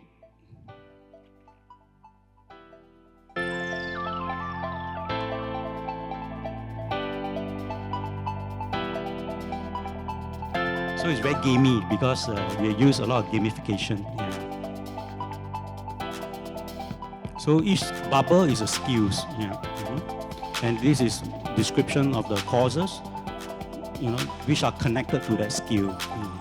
Then based on this, they can select the courses across different terms, semesters. So they can choose based on their track. So some mandatory courses will be pre-filled automatically based on the chosen track. Then they can pick out their electives. And all this has been actually been organized in a way where prerequisites have been taken into consideration as well. So after that, as they progress in their learning, the skills map of each student will actually grow over time. And it will be very individualized because each person will take up different courses based on their interests. So this is a skills tree, and we hope that, with this, we can move towards learning where it's more orientated towards the learner, where it's more interesting for our learners, and thereby, hopefully, providing a more equity in education, and hopefully our learners can actually maximize their potential. When we are doing this cyber physical learning campusX initiative, we actually shared with our fellow peers, and we actually were very encouraged when they also were interested in our research. And actually, because of this, we actually have formed cyber physical learning alliances, both in Singapore and overseas. So you see here all our various partners. So we have the polys, the unis, even the University of the Arts, as well as other adult learning institutions, NIE and IAL as well. And overseas, we have partners across in Canada, South America, Europe, Middle East, as well as US, and of course, Asia. So we are actually working together because we realize each of us have our own strength. SUTD, we are strong in technology, design, AI, but we might need more experts, for example, in social cognitive learning. So that's where we partner with other institutions to share our expertise to come up with better, more robust solutions. And that's where we are working together, we are forming alliances, we are going to share, develop these tools and share this technology and know-how across the alliance members. So that in a nutshell is the SUTD campusX program, how we envision the future of education and how we are trying to achieve that, what are our goals and what are some of the solutions, the prototype, the projects that we are doing. So thank you for your attention. Thank you.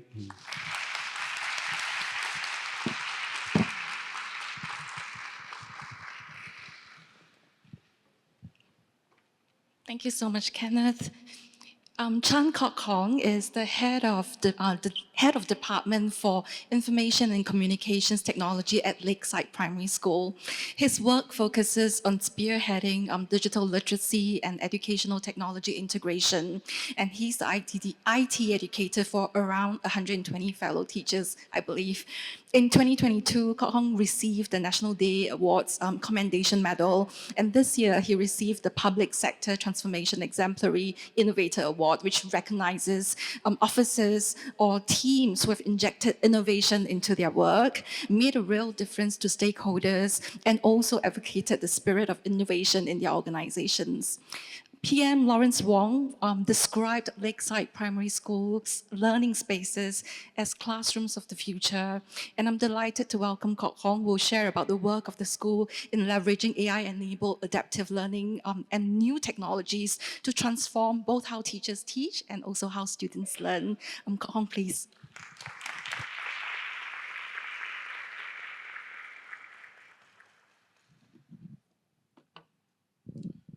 Okay, good afternoon.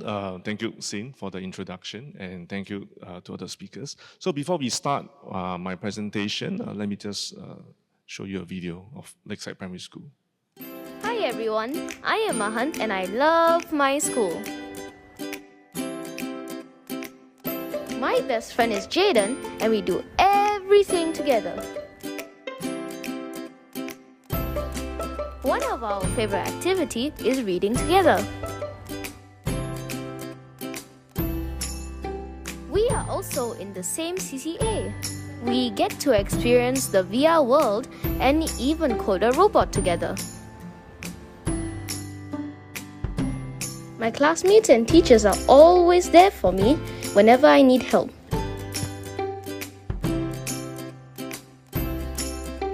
My school has huge spaces for us to play and even showcase our musical talents. There are just so many things I love about my school. We love Lakeside Primary School. Okay, so that video was a video you can find online. In fact, it was a video that we submit to MOE for a competition, and it got the top award for that competition. So today my sharing will be on what we do at Lakeside Primary School, how teachers and students use ICT, EdTech at my school. So Lakeside Primary School, we are located at the western part of Singapore. We serve the Taman Jurong area, right? Yeah. So in MOE schools, we follow this very famous Swiss rule, the 21st century competencies and framework. So whatever we do, we try to develop our students to become a creator, a connector, and a contributor. So with EdTech, it serves as a capacity multiplier. So in MOE have this EdTech Masterplan 2030. So it is a few years of journey to make sure that our students have that adequate training in digital literacy and tech skills. So there's two parts to my sharing. The first part is on learning spaces. So you will see how our students here use a lot of EdTech in the various learning spaces. So this code is it will lead you to my school's open house website. Okay, these are two prototype classrooms of the future. We try to make our classrooms vibrant, inspiring, with a positive learning environment. The furnitures are actually flexible and multifunctional. Right, so you see that our students here using computers in the classroom. Gone were the days that you need to bring students to computer lab to use computers. The computers come to the classroom now, right? So my library is not just a place to store book. My library is actually a mega learning space, and it's very flexible. We can use it for lecture. We can convert it into a staff training area. The students can do Zoom there. In fact, you see that some of my students, they were having a virtual conversation with our partner school from Korea. Yeah. And once I move away all the shelves and tables, we can perform that dance there. This is a musical garden. We have a musical garden. So before the students make a lot of sound there, they go to these animations to practice. So these are three scratch animation that were created based on the instruments there. So if you can take a photo, you can try out these scratch animations. Yeah. We have a jamming space at the canteen. So these pictures were taken last month, just before National Day. So children, during recess, they will come to the canteen and sing their hearts out. So we are singing National Day songs. So it's facilitated by my music teachers. Yeah. This is the school's foyer. This is where the parents will wait for students for dismissal, right?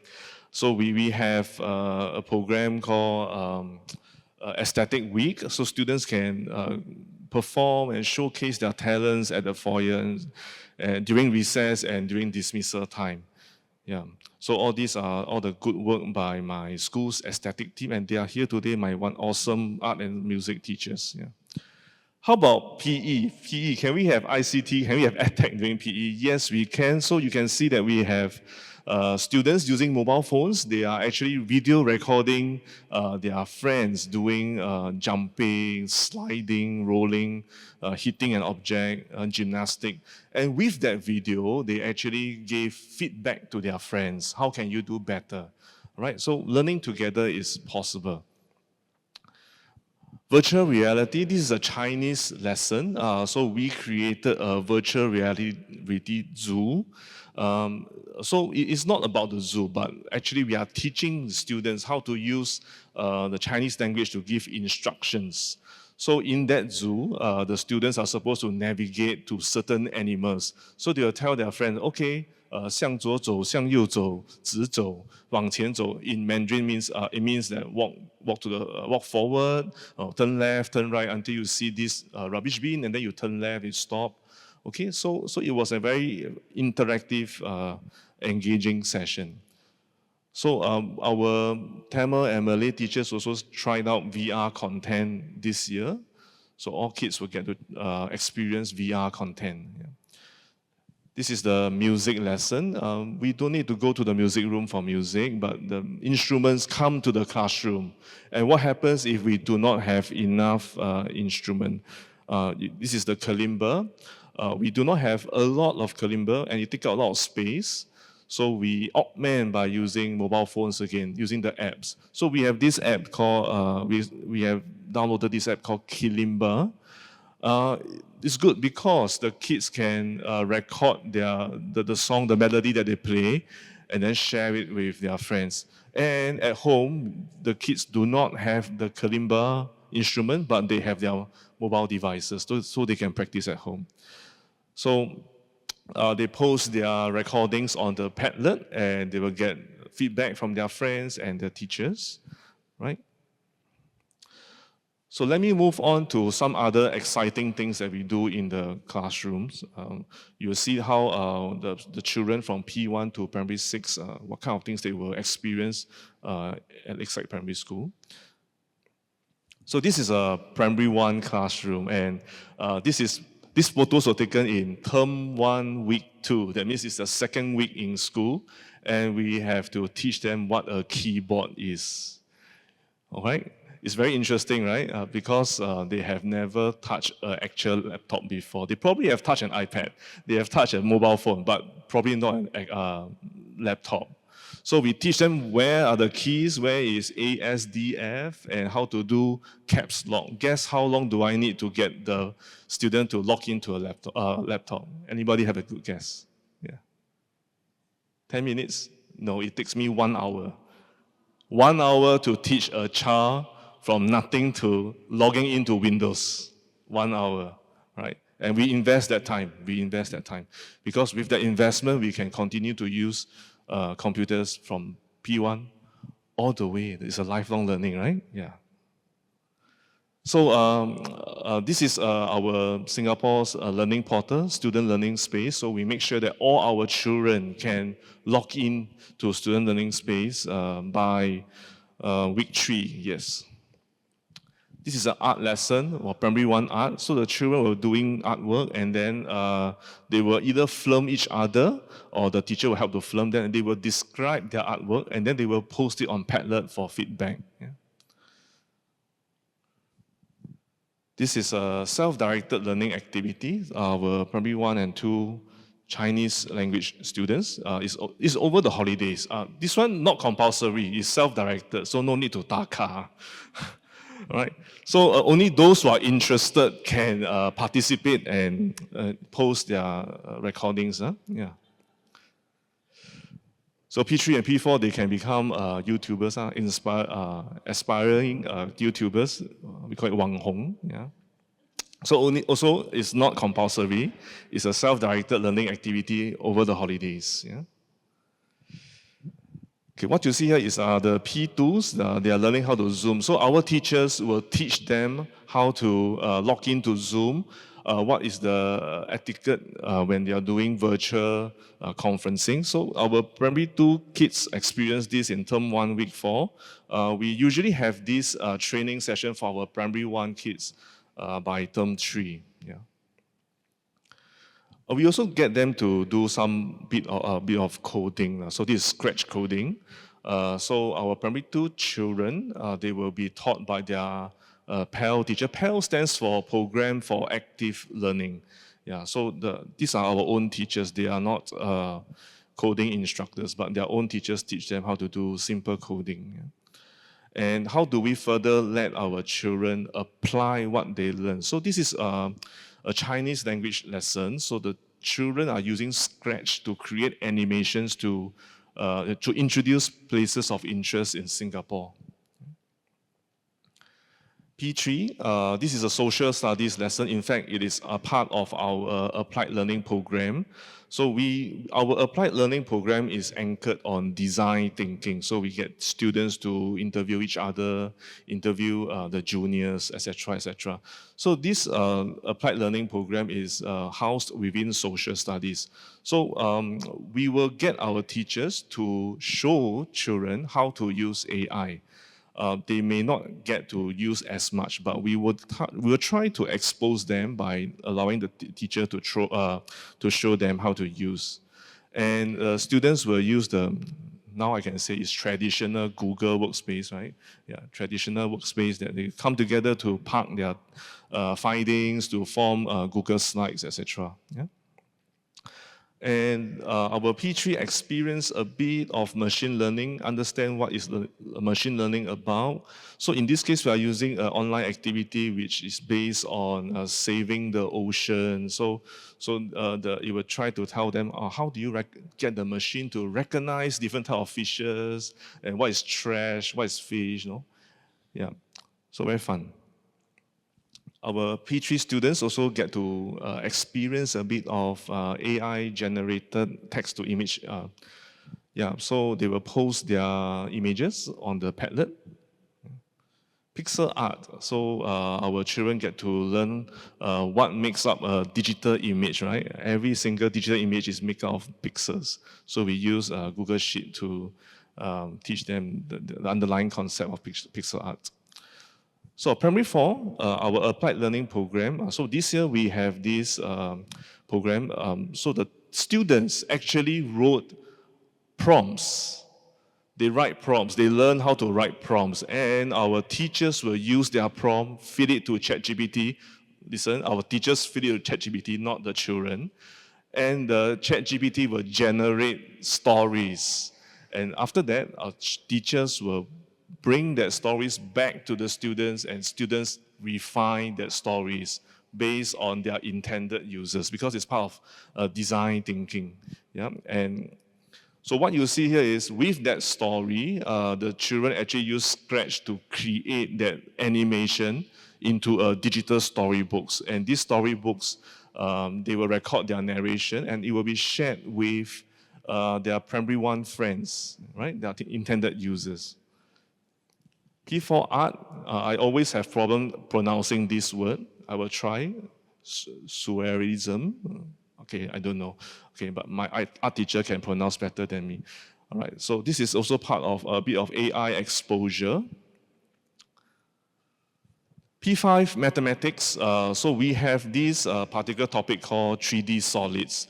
So what we do is we created a 3D solid in that virtual space, and students will use that virtual space to visualize 3D solids.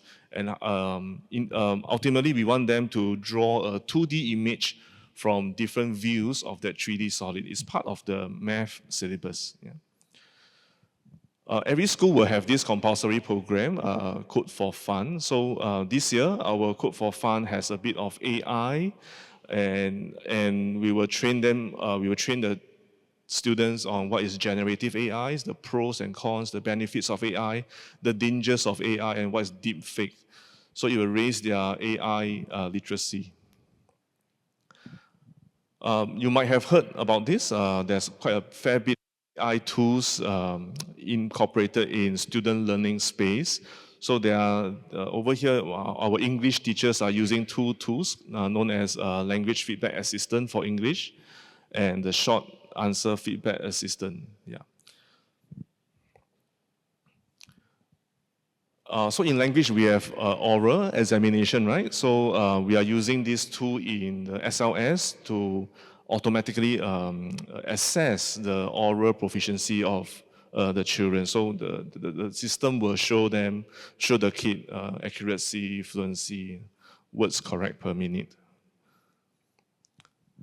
So yeah, our P3 and P4 students have a bit of AI exposure, but our P5 students, having gone through the Code for Fun enrichment, they are more ready for AI exposure. So all our P5 art students, they will go through a series, a couple of weeks, a few weeks of text-to-image AI generation. So the teachers, the art teachers, will teach them how to write prompts and teach them how to refine their prompts to get the photos, the images that they want. And those images will be used in their stop motion animation. Yeah.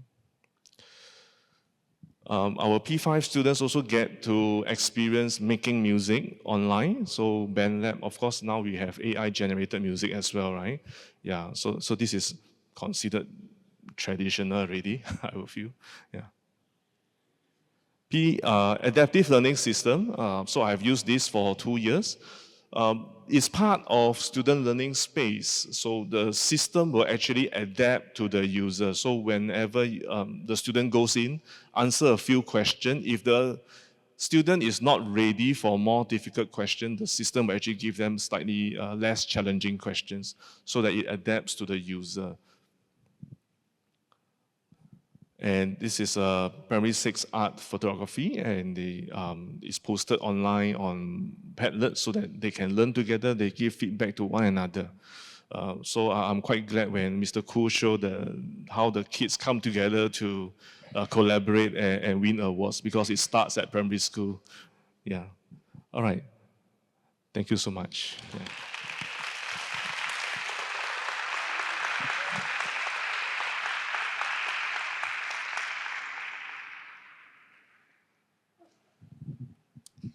Thank you, Kok Hong. And our next speaker is Rohan Pasari, and he's the co-founder and CEO of Cialfo, an EdTech company that's headquartered in Singapore, and it simplifies college application and career counseling workflows to help students apply to their best fit colleges around the world. And Cialfo was founded with the vision of making higher education accessible for students globally, and it was named the top 50 EdTech companies in 2020 by Holland IQ, among other accolades. And Rohan himself was named an honoree of age 35 under 35 in 2020, which recognizes young entrepreneurs for their contributions to innovation and the startup community. And I'm delighted to invite Rohan to talk about Cialfo's work in leveraging technology to democratize access to higher education and also create equal opportunities for every student. Rohan.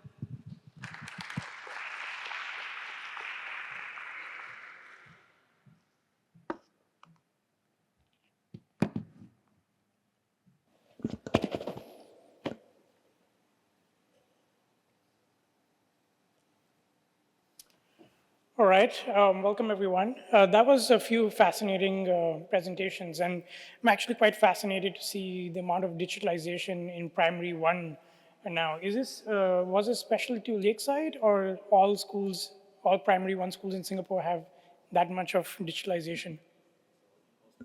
It's an in-house program, okay. Incredible, and again, welcome everyone, and thank you for having me. To talk about how we are bringing in technology in the space of high schools, in fact, the transition from high schools to universities. So I'll give a brief background about our company, and then I'll talk about my journey as an entrepreneur, what inspired me to start Cialfo in the first place, and then what technologies are we using to democratize education. So really, this is an Olympic year, so it's quite timely to talk about Cialfo and the origin name of Cialfo. Cialfo is actually a contraction for 3 words, Citius, Altius, Fortius, which is also the Olympic motto. These are 3 Latin words, which in English means faster, higher, stronger. And we felt education should not be an end. It's always a means to an end. It's a means to be a better version of yourself, whether you're in primary school or secondary school or university or lifelong learning. Education is always a better version or is a means to be a better version for yourself. So we try to bring that ethos in our company name as well. And really, you don't have to read the slides. You can just hear me talk. I grew up in India. I went to a school in Kolkata, which certainly did not have the amount of technology that we've seen here today. And I also went to a school which had no college counselors in that school. And I was pretty much left to my own devices to figure out what I wanted to study for college, where I wanted to study. And in the running joke at the time in India was, if you're not sure what you want to do, you take up engineering. So that's what I sort of fell down to. Actually, the extension of that joke is you take up engineering, then you do an MBA, and then you can decide what you want to do with your life. But I did end up going to different career counselors in my city. I did a bunch of aptitude tests, and lo and behold, those aptitude tests also told me I should become an engineer. But I was looking at applying to Indian universities. I was also applying to universities all over the world. I looked at US, UK, and the entire process of applying to those universities was incredibly complex, daunting. The fees for these education opportunities was incredibly high. And I was very confused as to what I wanted to do and where I wanted to study. And at that time, something special happened. NUS, National University of Singapore, and NTU, Nanyang Technological University in Singapore, came to my high school for a career fair. That's where I found out about these institutions. I applied, I got a scholarship, and I came to NTU. And I studied engineering and economics. But that was such a life-changing journey for me. I had an incredible experience at NTU as a scholar. I did pretty okay. But it taught me how much a life-changing experience can be for a student to be able to go to a different country and study. It is such a life-changing journey, and it is such a multi-generational journey. This has impacted me positively, and it has impacted my family positively. So it got me thinking. For me, it was very much something that happened by chance. I was not looking or seeking institutions in Singapore. They came to my high school, I applied. But of course, Singapore institutions are not able to go to every school in India or every school in every part of the world. Like, that's just not what is economically feasible. So what can we do to make this access to higher education opportunities more accessible? So that prompted us essentially to start Cialfo. So what Cialfo does right now is it connects high schools, students, and universities in a digital ecosystem. We provide a platform to high schools around the world. Similar to the high school that I came from, we provide a software to enable these students and the counselors in these high schools to help facilitate career exploration and college applications to these universities. So now we work with over 1,000 high schools around the world, headquartered in Singapore. In Singapore, we work with Raffles Institution, Watchung Institution, and many other international schools as well. And we are headquartered in Singapore. We're very proud to be a Singapore headquartered company. My co-founders are also Singaporean, but we operate in over 105 different countries. And these many students use our platform today. And really the ethos of this company and how we look at creating solutions is with these two principles in mind, that people will always want to learn, and that has been enforced even more so today. People are always looking to learn. It's not just about primary school or secondary school or universities. And people will want to learn in more affordable opportunities. People will want more access to these education opportunities. So with these in mind, our core values in the company are championing students. But as we've gone about creating an organization in this sphere, we realized that students are not alone. You can't just work with students directly. You need to create a village. You need to help the entire community. You need to work with schools, and schools in itself have different stakeholders. You have the principals, the counselors, the teachers, the universities, the different ecosystem players that help facilitate all of this. And that's why a second value is creating successful community. We are venture-backed. These are some of the investors that have trusted to continue accelerating our mission. And these are some of our partners around the world. So as I said, this is what we do. I'm going to go in a second, show you the solutions that we've built, and then we can have some Q&A during the moderating session. So a student typically comes into our platform in grade 9 in a high school. They take a bunch of personality tests, which helps them to understand what kind of a profile they are, what kind of careers are a good fit for them. From those careers, it takes them to understanding what courses in university you should take to pursue that career. So that's the first part. But that's not sufficient, right? Like if I look back in my journey, I wanted to understand what I wanted to study. I also wanted to understand where I wanted to study. So with that profile and interests of the student, we start matching them with different universities around the world. Universities in their home country, universities around the world. We use different ways for the universities and students to interact with each other with this university match and discovery process. And then finally, we also have enabled software to help students to apply to these universities, which I'm going to talk in a second as well, and enroll in these universities finally. These are some of the schools that we work with around the world, and these are some of the universities that we work with around the world.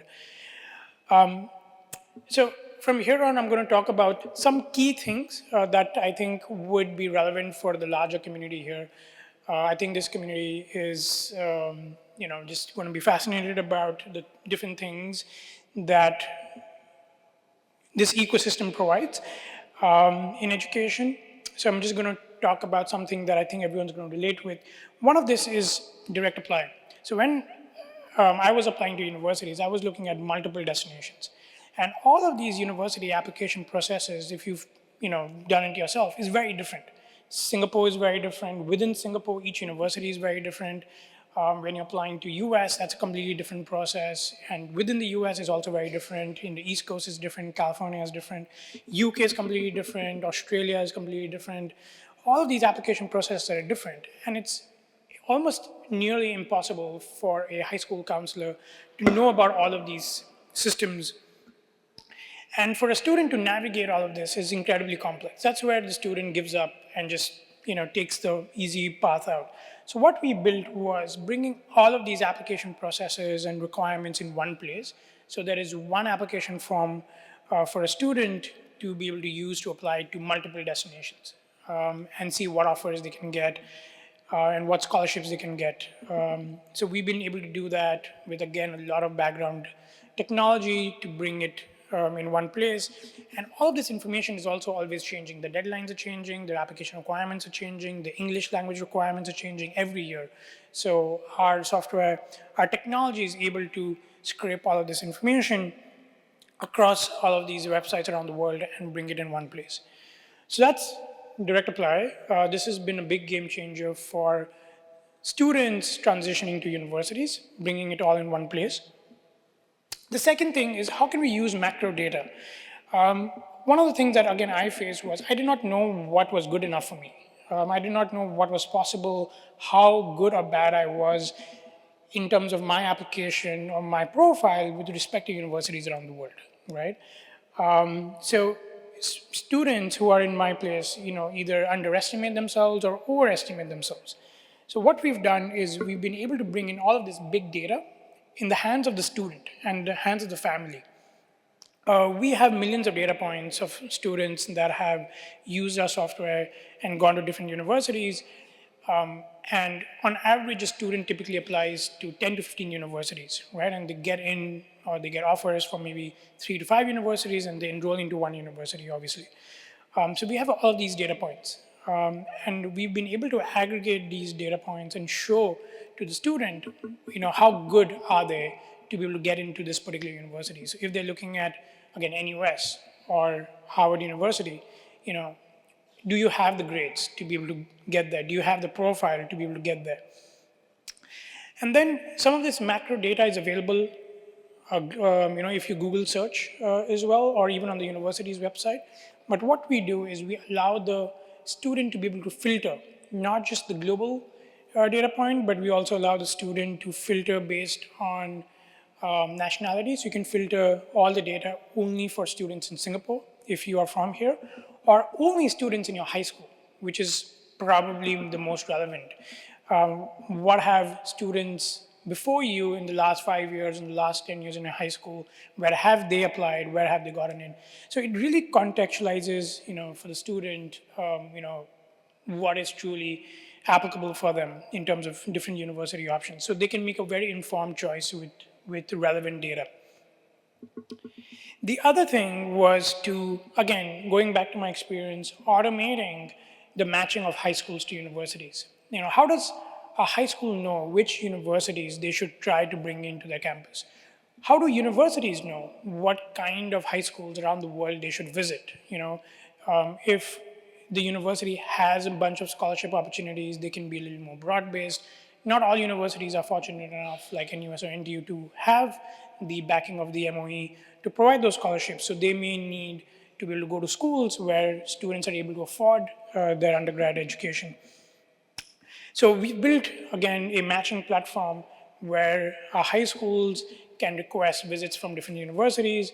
Different universities can look at the profile of the high schools based on the aggregated data that I showed before and choose, to go to a specific high school. So really matchmaking the high school and universities at a global level, right? So we have high schools around the world and we have universities around the world in our platform, using our platform, trying to connect with each other. And this is just an example of a university and what they might be able to see. So a university,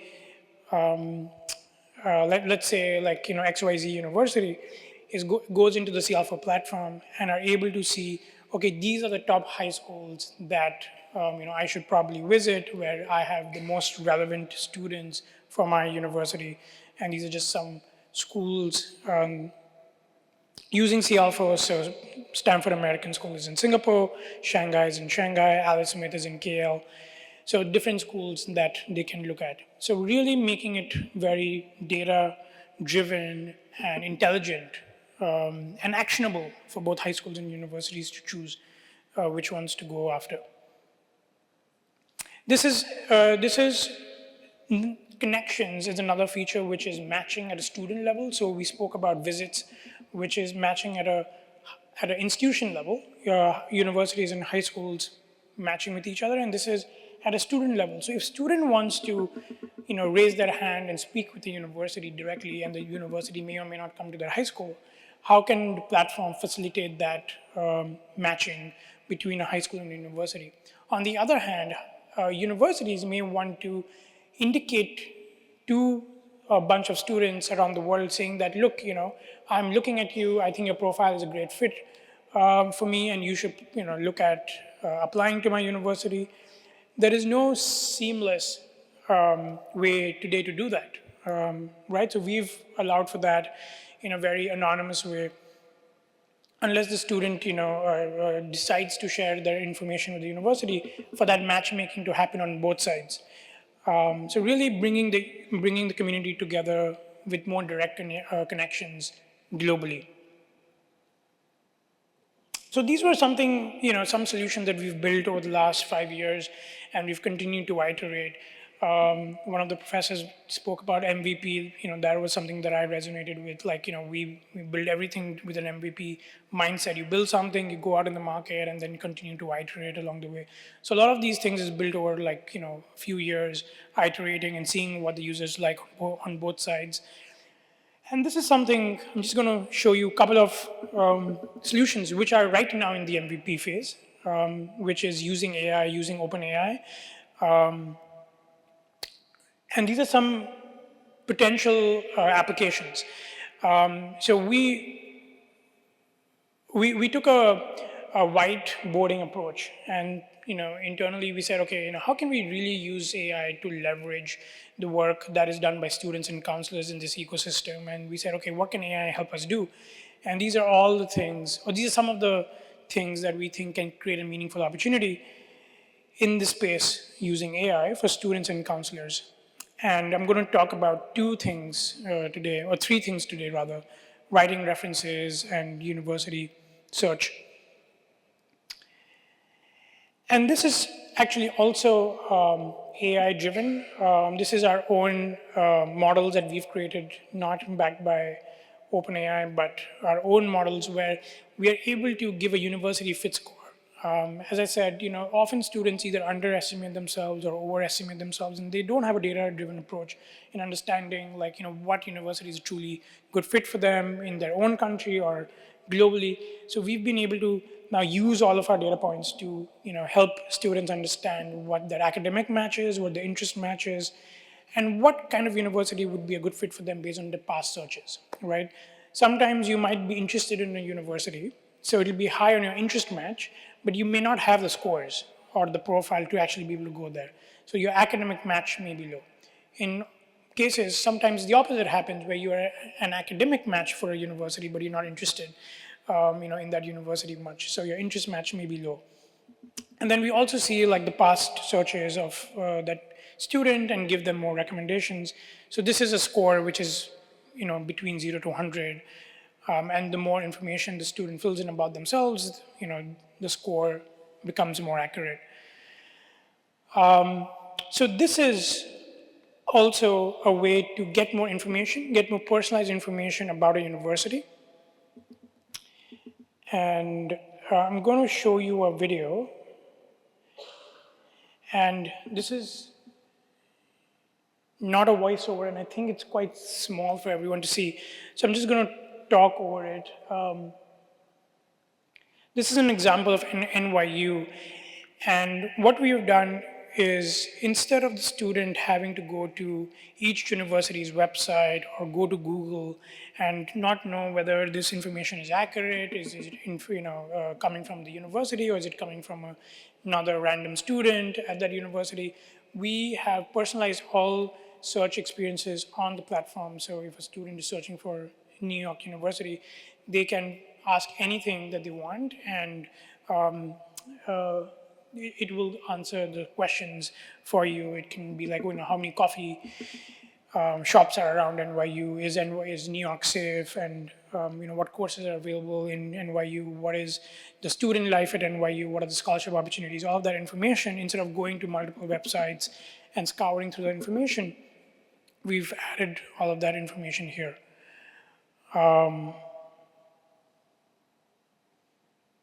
So this is an example of the common kind of questions that come to that students have been searching for. So we thought that would be interesting. Do we have 2 more minutes to talk about? And this is the last thing that I want to show.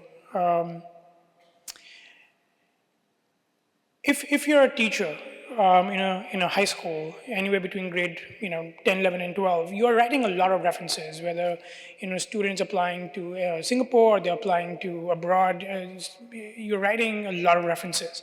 And we realize it's not easy and it's very time consuming for counselors and teachers to write these references.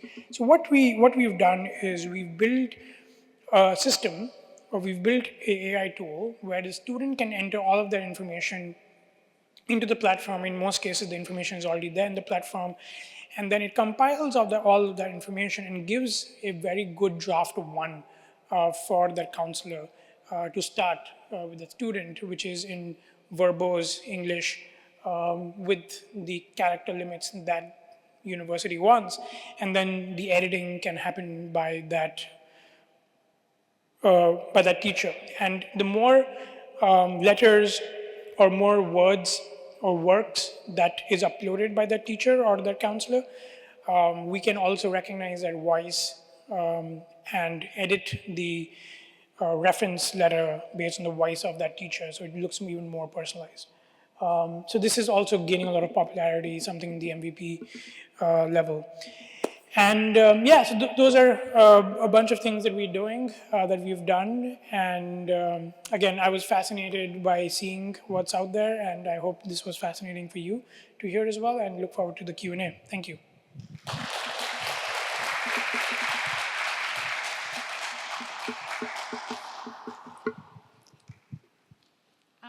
Engaging with futures thinking and also futurist materials is imperative to the work that we do here at ArtScience Museum, and I'm delighted to introduce the final speaker in the program.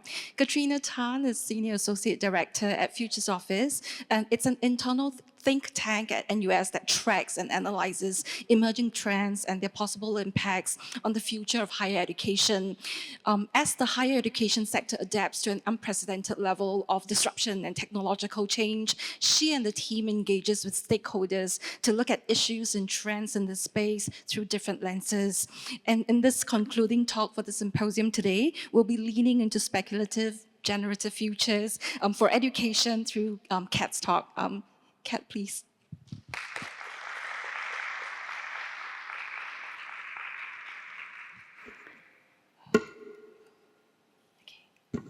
Hi. Thank you, Sin. Thank you to ArtScience Museum for inviting me. Whenever I tell people that I'm from the Futures Office, I get a quizzical look, and then I get the question, are you trading for NUS?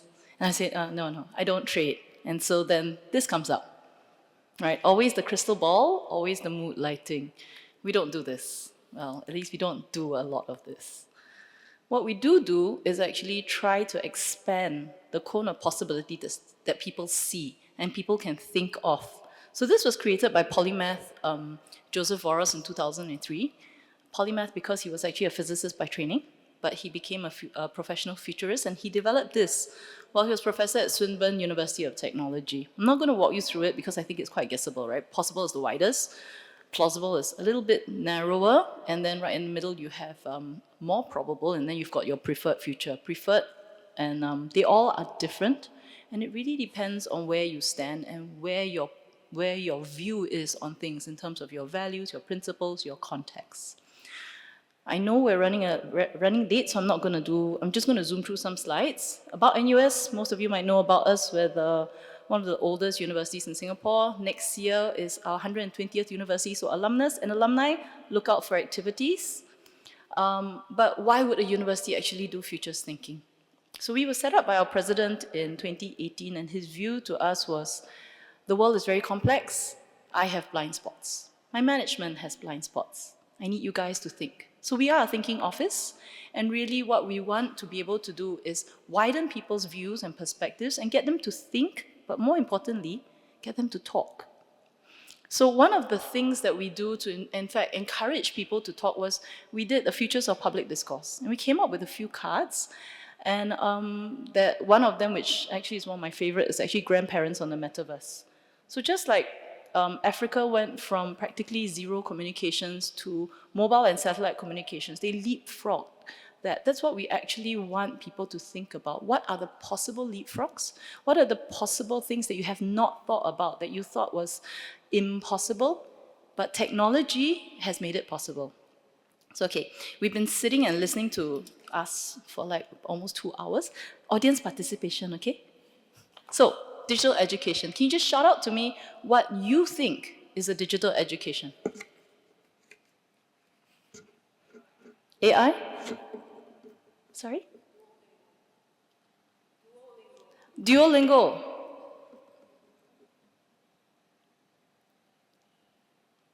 Come on. Robotics. Sorry?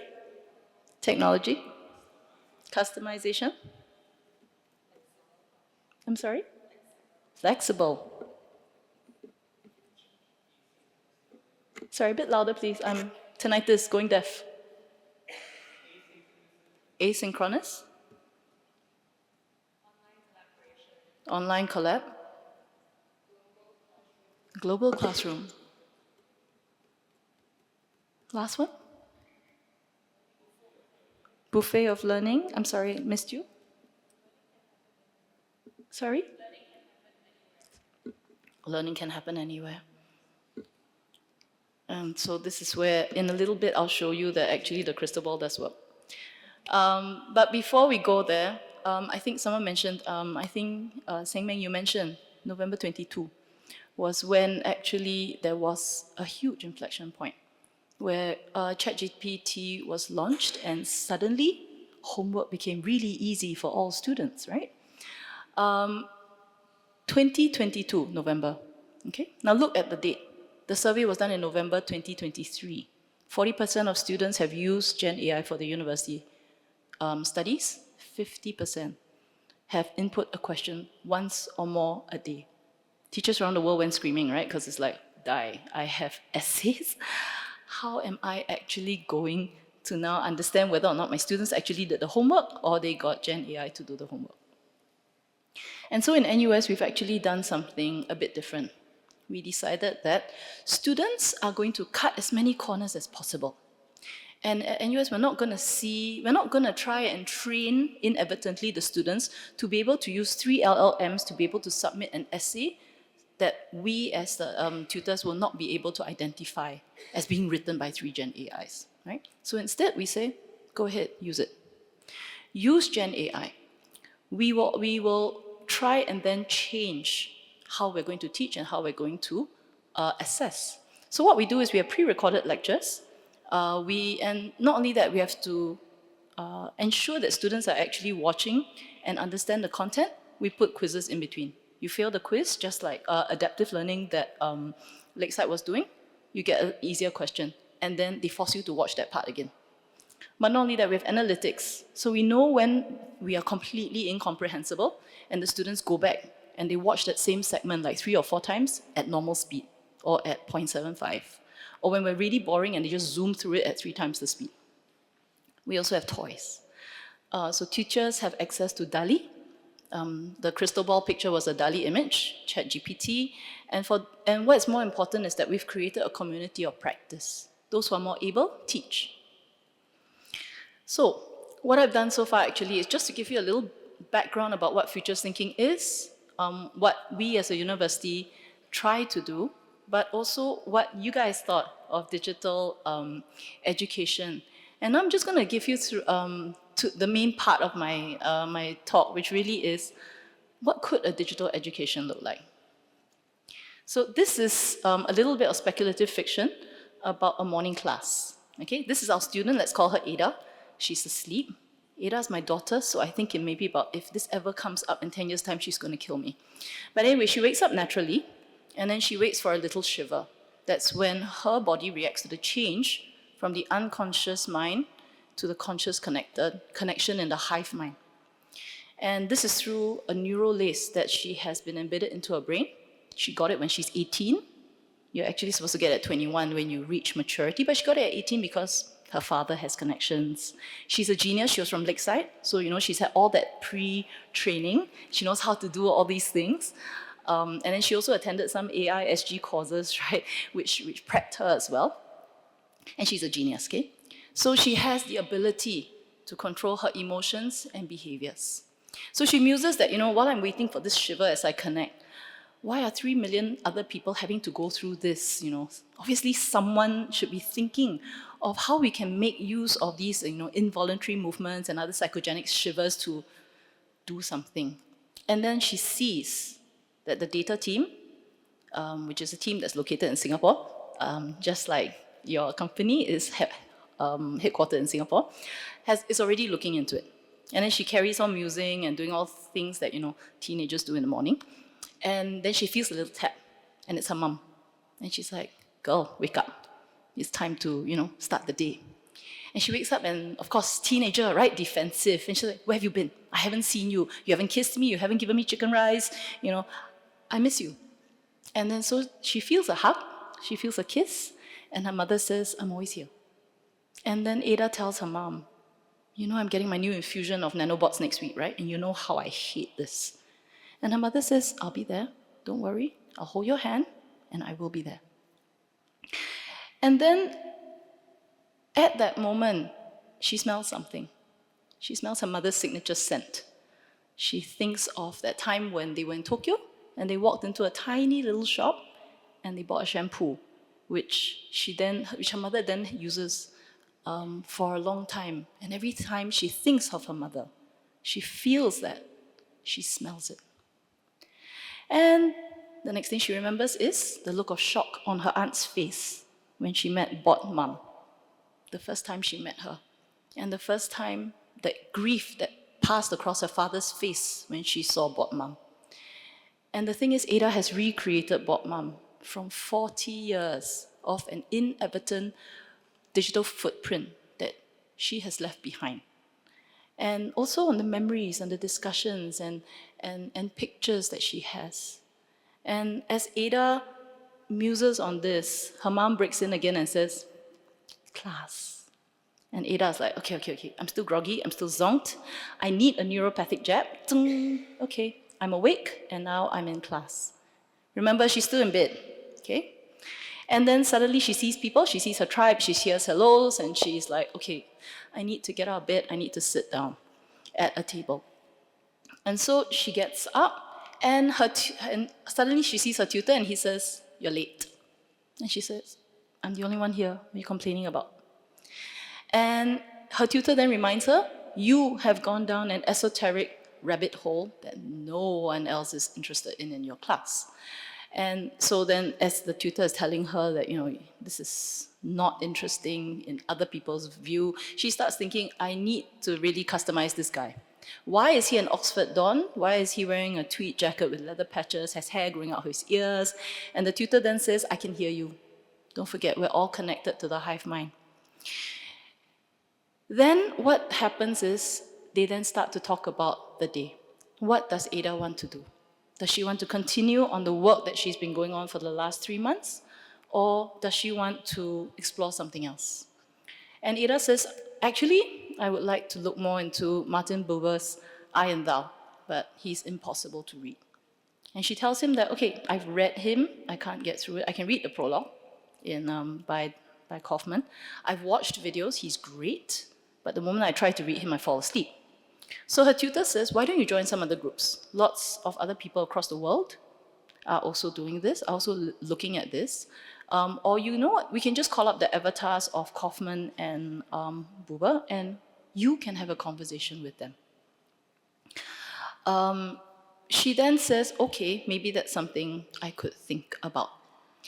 And then the tutor asks, I'm a bit confused. Why are you delving so deep into this rabbit hole? Because the rest of your studies so far have been really all over the place. Why so much into this? And Ada explains, my final project is Bob Mum. And I can build it. I have the technical skills. I have the knowledge. I know how to use the black box. But what I'm struggling with is, what does MumBot mean to me? What does MumBot mean to my family? What does MumBot be when she becomes? And that is the part that I'm struggling with. And that's the part I want to find out more about.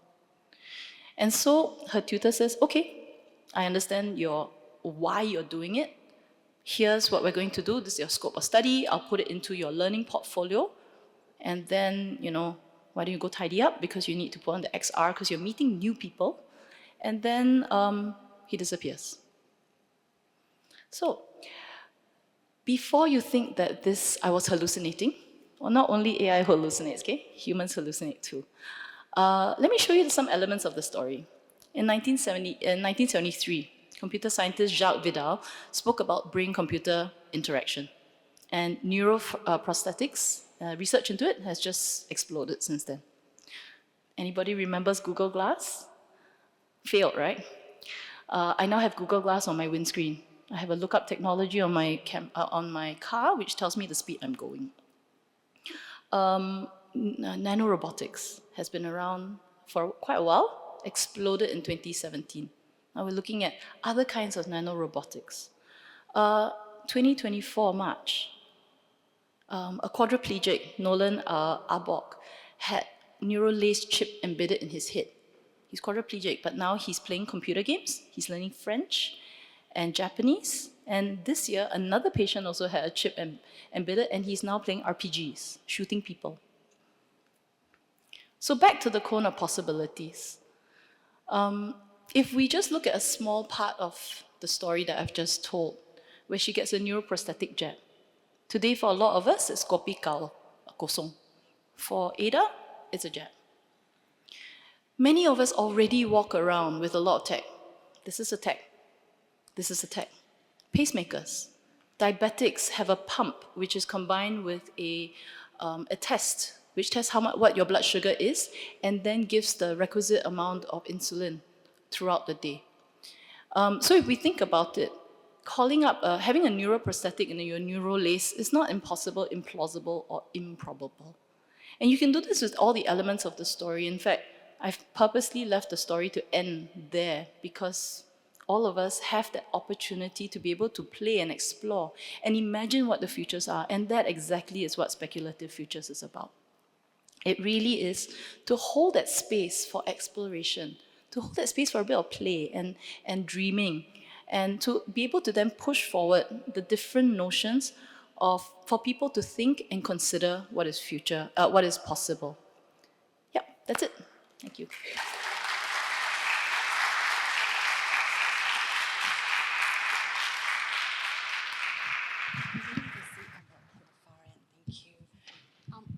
While we get Kat to take a seat on stage, I'm also going to invite back all the speakers up to join me for Q&A.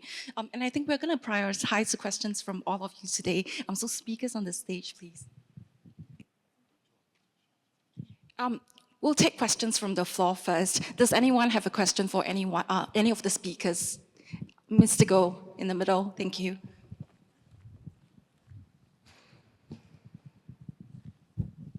Hi, thanks for the insightful talk. As AI takes on more cognitive and administrative roles for education, do you think that we should have greater emphasis on human social skills like empathy, communication, and collaboration? And also, how do you think that we can retweak the education system to focus on that? Thank you. I'm happy to start. No, that's an excellent question because indeed, when you think about generative AI being able to do a lot of things that we otherwise knowledge workers, white collar workers were doing, we do see that sort of importance of communicativeness, the importance of cross-cultural literacy, being able to understand human needs, human centricity becomes ever sharpened. So some of my students ask me, why should I even bother learning? Why should I even come to school? And it's precisely school that gives you that opportunity for you to understand that it's difficult to work with people in teams, right, that you don't choose. And so how do you actually get people to understand your point of view? How are you able to reconcile perspectives across different disciplines, across different cultural boundaries? And it is really the classroom environment. I mean, with all respect to the SUTD experiment for the experiential immersive learning, it's the classroom environment where you're really interacting with other people that you realize that human communication is so very important as a skill, even as technology becomes more well used or more intensively used. I'd love to get the other educators on the panel to chime in as well. Maybe Kenneth and Kok Hong, if you'd like. Yeah, maybe I'll share a bit. Definitely, I think the soft skills that you mentioned about are very important. In fact, XUTD, and that's why we started HAS as well, because as engineers, you design a solution, but you need to make sure that it is meaningful and helps humans. So with that, the humanity aspect is very, very important. So I think in every profession, this is important. But how to achieve it, how to build it up, that's the tricky part. So that's where I think, at least at SUTD, that's where all our students have to go through humanities studies. They need to understand the history and, of course, the emotions, the thinking, and the human impact of all these historical events in order to be better engineers, better architects. And in our courses, we also embed a lot of collaboration.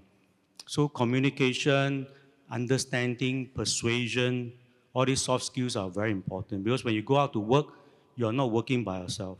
You actually have to communicate with a lot of people from different professions. So therefore, you need to have the soft skills, the emotional control, the IQ as well to come up with logical explanations.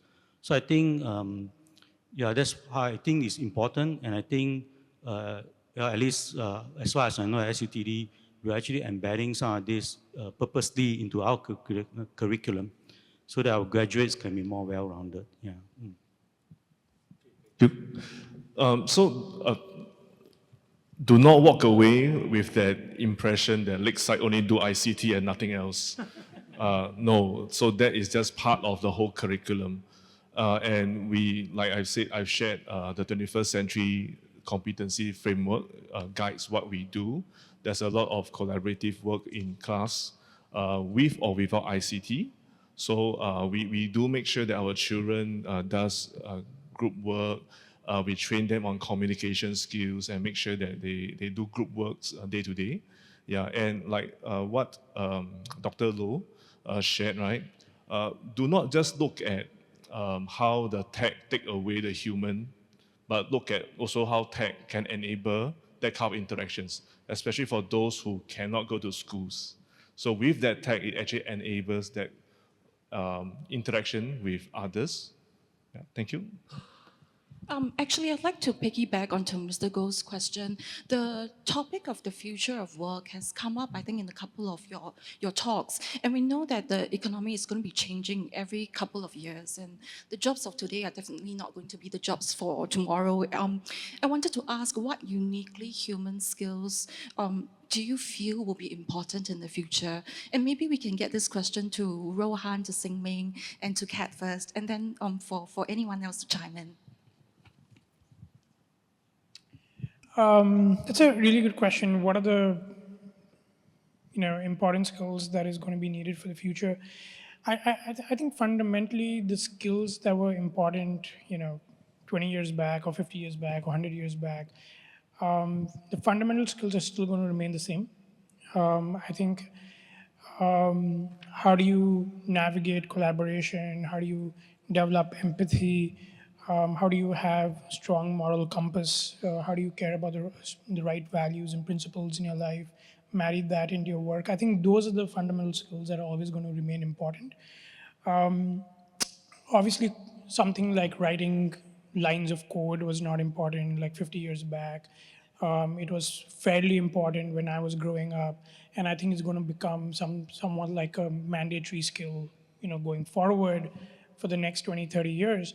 But I think 50 years down the road, I don't think people will need to write code because everything will become pretty easy to access, and like you may not need to write code to actually use AI or use technology. So I think a lot of these things are going to evolve. Fundamental human skills that were important like 50, 100 years back, I think those are the things that remains constant. Sengmeng. It's interesting you say about Gen AI being able to replace code writing. I think that's one controversy that continues to be proliferated. Anyone who has tried ChatGPT code, right, will find that probably half of the time it doesn't work.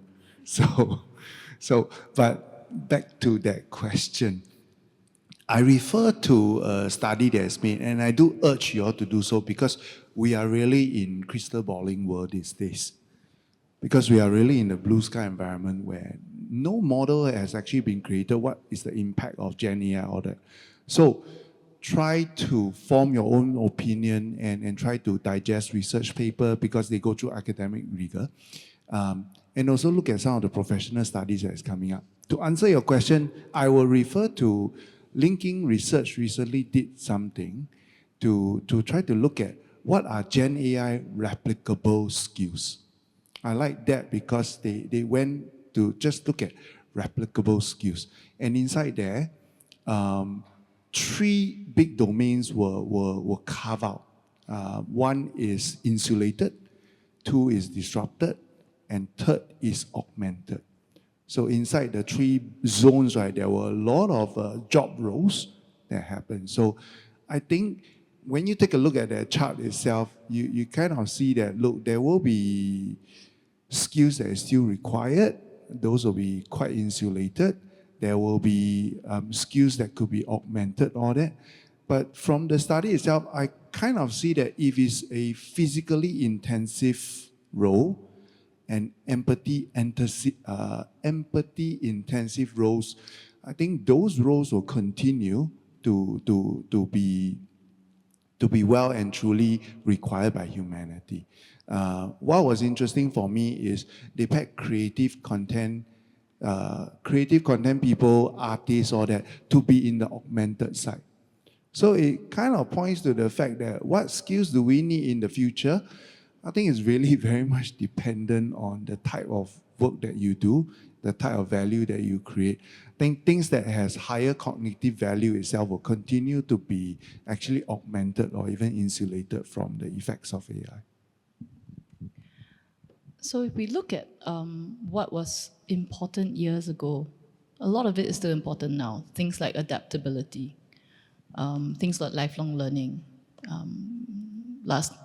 You were a caveman, you see your friend get mauled by a saber-toothed tiger, the next time you see a saber-toothed tiger, run, right?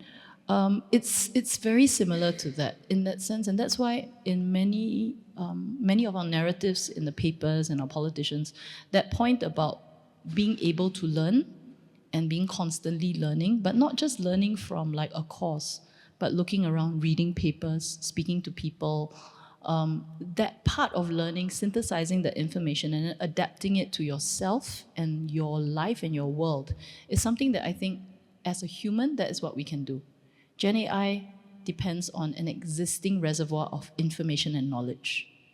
It then recreates new stuff, which it then taps on, which some scientists have called hallucination, but really it then creates a possible alternate world. But for as a human, what is that alternate world that we are creating? How do we then put it back into how we think? That is where I think that skill and that ability as a human, we need to continue to grow that. Thank you. I wanted to share that in the sort of conversations that I've been having with people in the lead up to the planning for today's program, a lot of them have kind of commented that the EdTech debate has gotten very confusing for them. It can feel like a substantial proportion of the burden falls on the guardians of children and young people a lot of times. Maybe I'll get a question to Sun and also Sengmeng, because you've been working in the space of ethical AI as well. What do you feel are the gaps in the current global landscape of AI ethics guidelines and principles, and maybe some of the challenges in adapting these principles for the benefit of children and young people? So I think the current gaps in the AI ethics guidelines, you'll be amazed. I think there is, and Sengmeng can confirm this, there will be anything from over 100 different AI ethics guidelines and frameworks out there. Multiple countries, multiple jurisdictions, some by think tanks, some by universities, some by governments. And all of them pretty much converge around, fairness, transparency, accountability, explainability, and so on. The main challenge lies in the operationalization of these things. So on a theoretical level, it's actually very easy to understand why AI should be unbiased. It's very easy to understand why AI should be transparent. But at the point of coding, at the point of creating that information infrastructure, actually being able to achieve it in some concrete design is not that clear. So that's where in Singapore, for example, we've introduced frameworks like AI Verify, which is a toolkit that you can test your ethicality of your software, of your program. And that's a good step forward.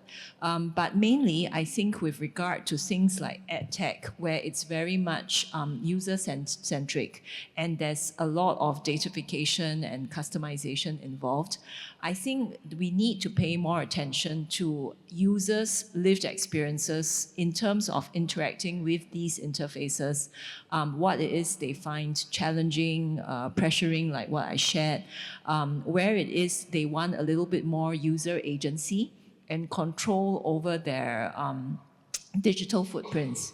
So if you think, for example, about EdTech platforms where, for example, they're tracking kids' learning behaviors, they're tracking their emotions sometimes in some platforms, and how these data, these trends, if personalized to the individual and not governed properly, can in subsequent years somehow, be spread unwittingly to third parties and is somehow used to profile that particular child when he or she grows up. Will that information then be used against them?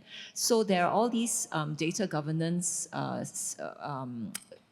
challenges that we need to create robust safeguards against, quite apart from really understanding what users' challenges and user needs are in interacting with these platforms. So that's where I think from the design side, there needs to be more attention paid to user experience.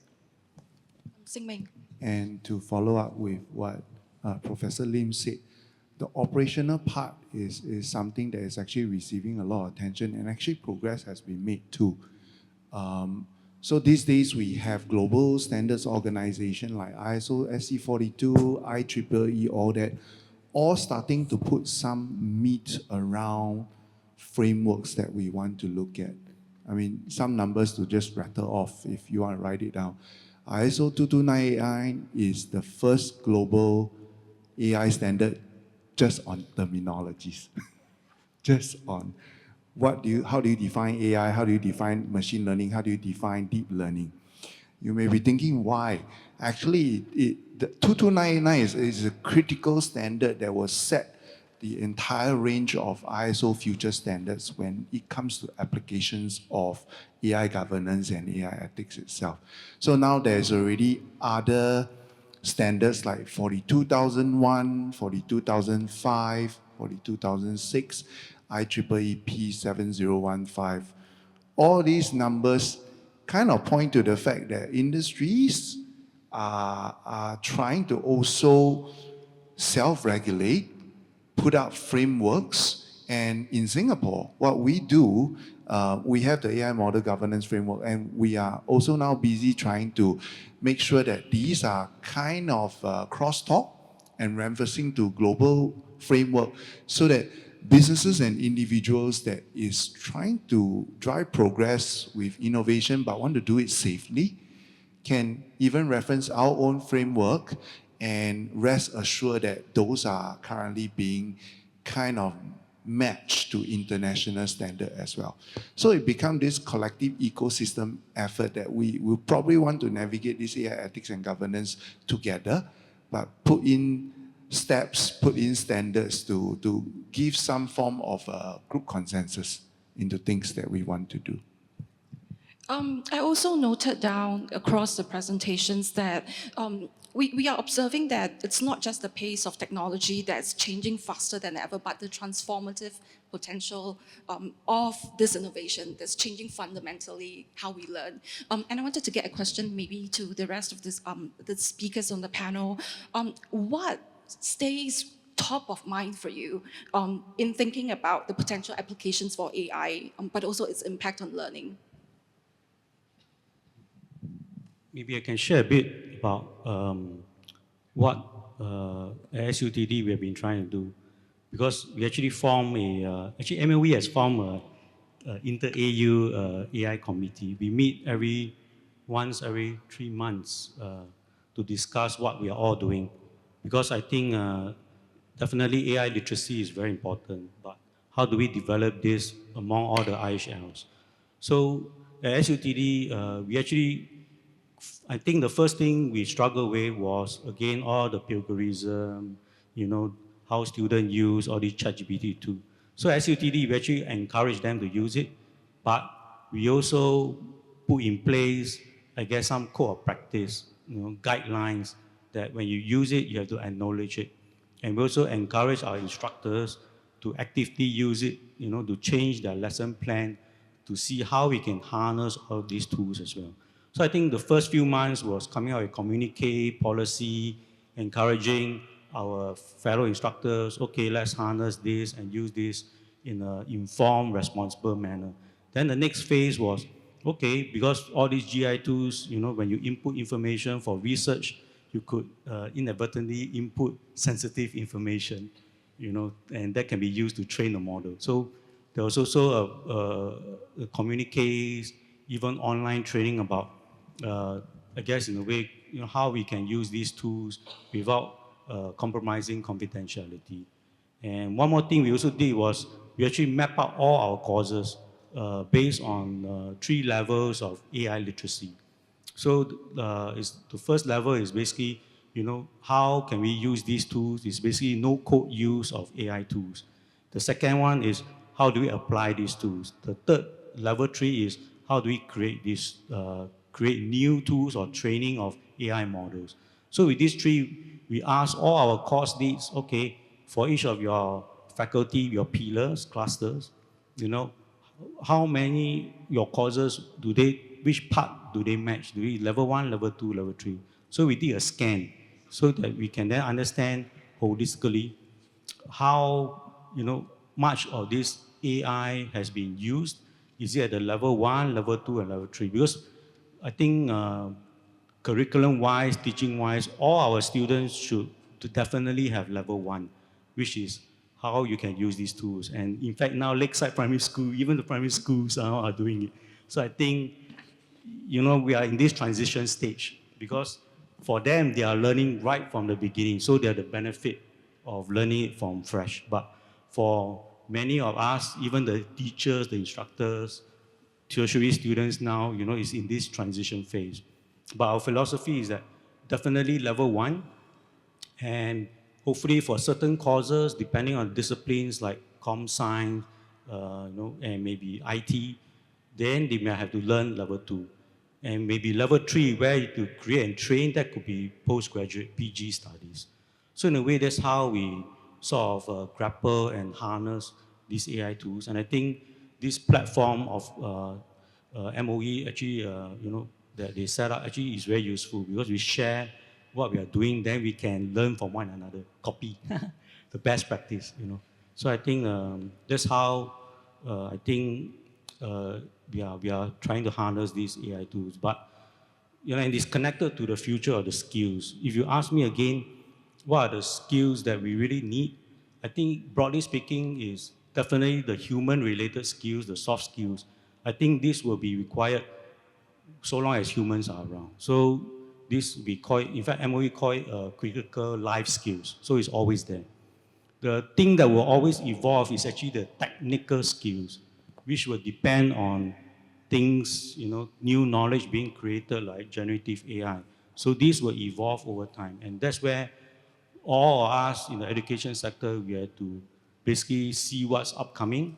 You know, once it's come up, we have to see, oh, if it's going to benefit our students, what industry will be using, then we have to quickly, you know, prepare our students to use it so that they, you know, like generative AI is so fast, we have to make sure our graduating students also have generative AI knowledge, which is quite challenging because they only have a runway of 4-5 months before they graduate. So these are, I think, the broad spectrum of how we can tackle it, you know, the life skills, the technical skills, and how we can share knowledge among all the IHLs, and then how we can then, within our own institution, you know, come up with programs to basically train up our students for these skills. Thank you. So the question was, what is top of mind for us as we think about AI? I think the way we look at it is that we're still in very early stages of applications of AI. So there's obviously a lot of conversation around the world about AI, and really the companies that have made a difference still is in AI in the infrastructure layer, right?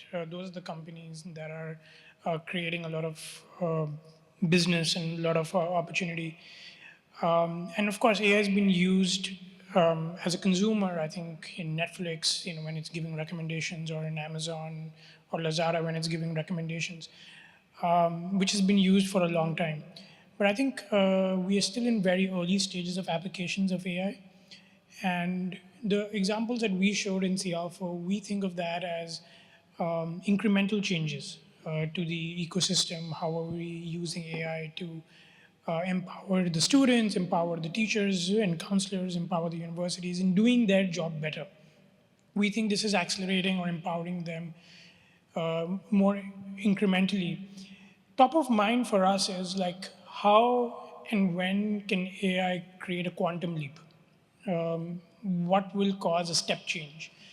And we are, you know, at an individual level and also as a group level, are constantly looking at companies in different industries, like who's creating applications of generative AI that is creating a quantum leap in that industry, a step change in that industry, and how can that inspire us in our community, in our industry. So I think we are very in early stages. We may have heard that we are in like 99 or 2000 of the internet age for AI, where the next Google or a Meta or, are barely formed. Those are still being imagined. So what is that for education, I think, is also still being imagined so far. Kok Hong. Yes, so I'm from the primary school setting, right? So at the top of my mind, as head of ICT in my school, I'm always thinking of equity. How do I make sure my students are ready for the future? Whatever we invest now, it may come back only years later. So I'm always thinking about how can I make sure that my students can be leveled up and my teachers in the schools can be leveled up as well, because we move with times. Yeah. So I will look out for content, especially from AI Singapore. So I myself take part in LearnAI modules as well. Yeah, so we level up. So that's always on my top of my mind. Thank you. I think for us, the one thing that we at a university think about is that the people that we're teaching are digital natives. We, on this floor, most of us are not. And the students have a level of comfort with anything digital that we catch up because they actually grew into it. Thanks, Lakeside. But it's a different world for them. So I even if I just look at my kids, I have an 8-year-old and a 12-year-old, and they take to technology so easily compared to us. And I think that's one thing that as educators, as universities, as companies who are providing and building services for them, that's one thing that we cannot ever forget. That we may see things as a step by step, but for them it's natural, and it's an expectation that, of course you should provide this service, or of course it needs to be done that way, because they were born into it. In the interest of time, we're going to close Q&A. And if you have any questions for the speakers, please absolutely come up to those of them who might have a bit of time to stay. But I would love to just thank all of you for allowing me to encounter your work and your research and your practice, and a couple of you who have graciously, spent time talking to me right before the program, and also it was really appreciated getting to be able to have your perspective and insights, not only on the future of learning, but also the future of being human. So wonderful thanks to Adrian as well for contributing opening remarks, and our amazing museum services team at the back who has been helming the technical delivery of the program. Also my phenomenal colleagues, Jia Ying and Liana, who have been working back end on the production of the symposium for a couple of months, and also in the Ether Festival of programmatic activities that we hope you get a chance to encounter, and they sprawl over 3 levels of the museum and they're free to the public, so we hope you get some time to see some of them today. We're always interested in to know how we can better shape programs for you and public engagements for you, so we'll be grateful if you take a couple of minutes to share your thoughts with us through a quick survey that is going to pop up on the screen in a little bit. And thank you so much for spending your afternoon at EdTech Futures Symposium. To all the speakers, thank you so much for being part of the ArtScience Museum community. Please enjoy the rest of your weekend, and we hope to see you back at ArtScience Museum again.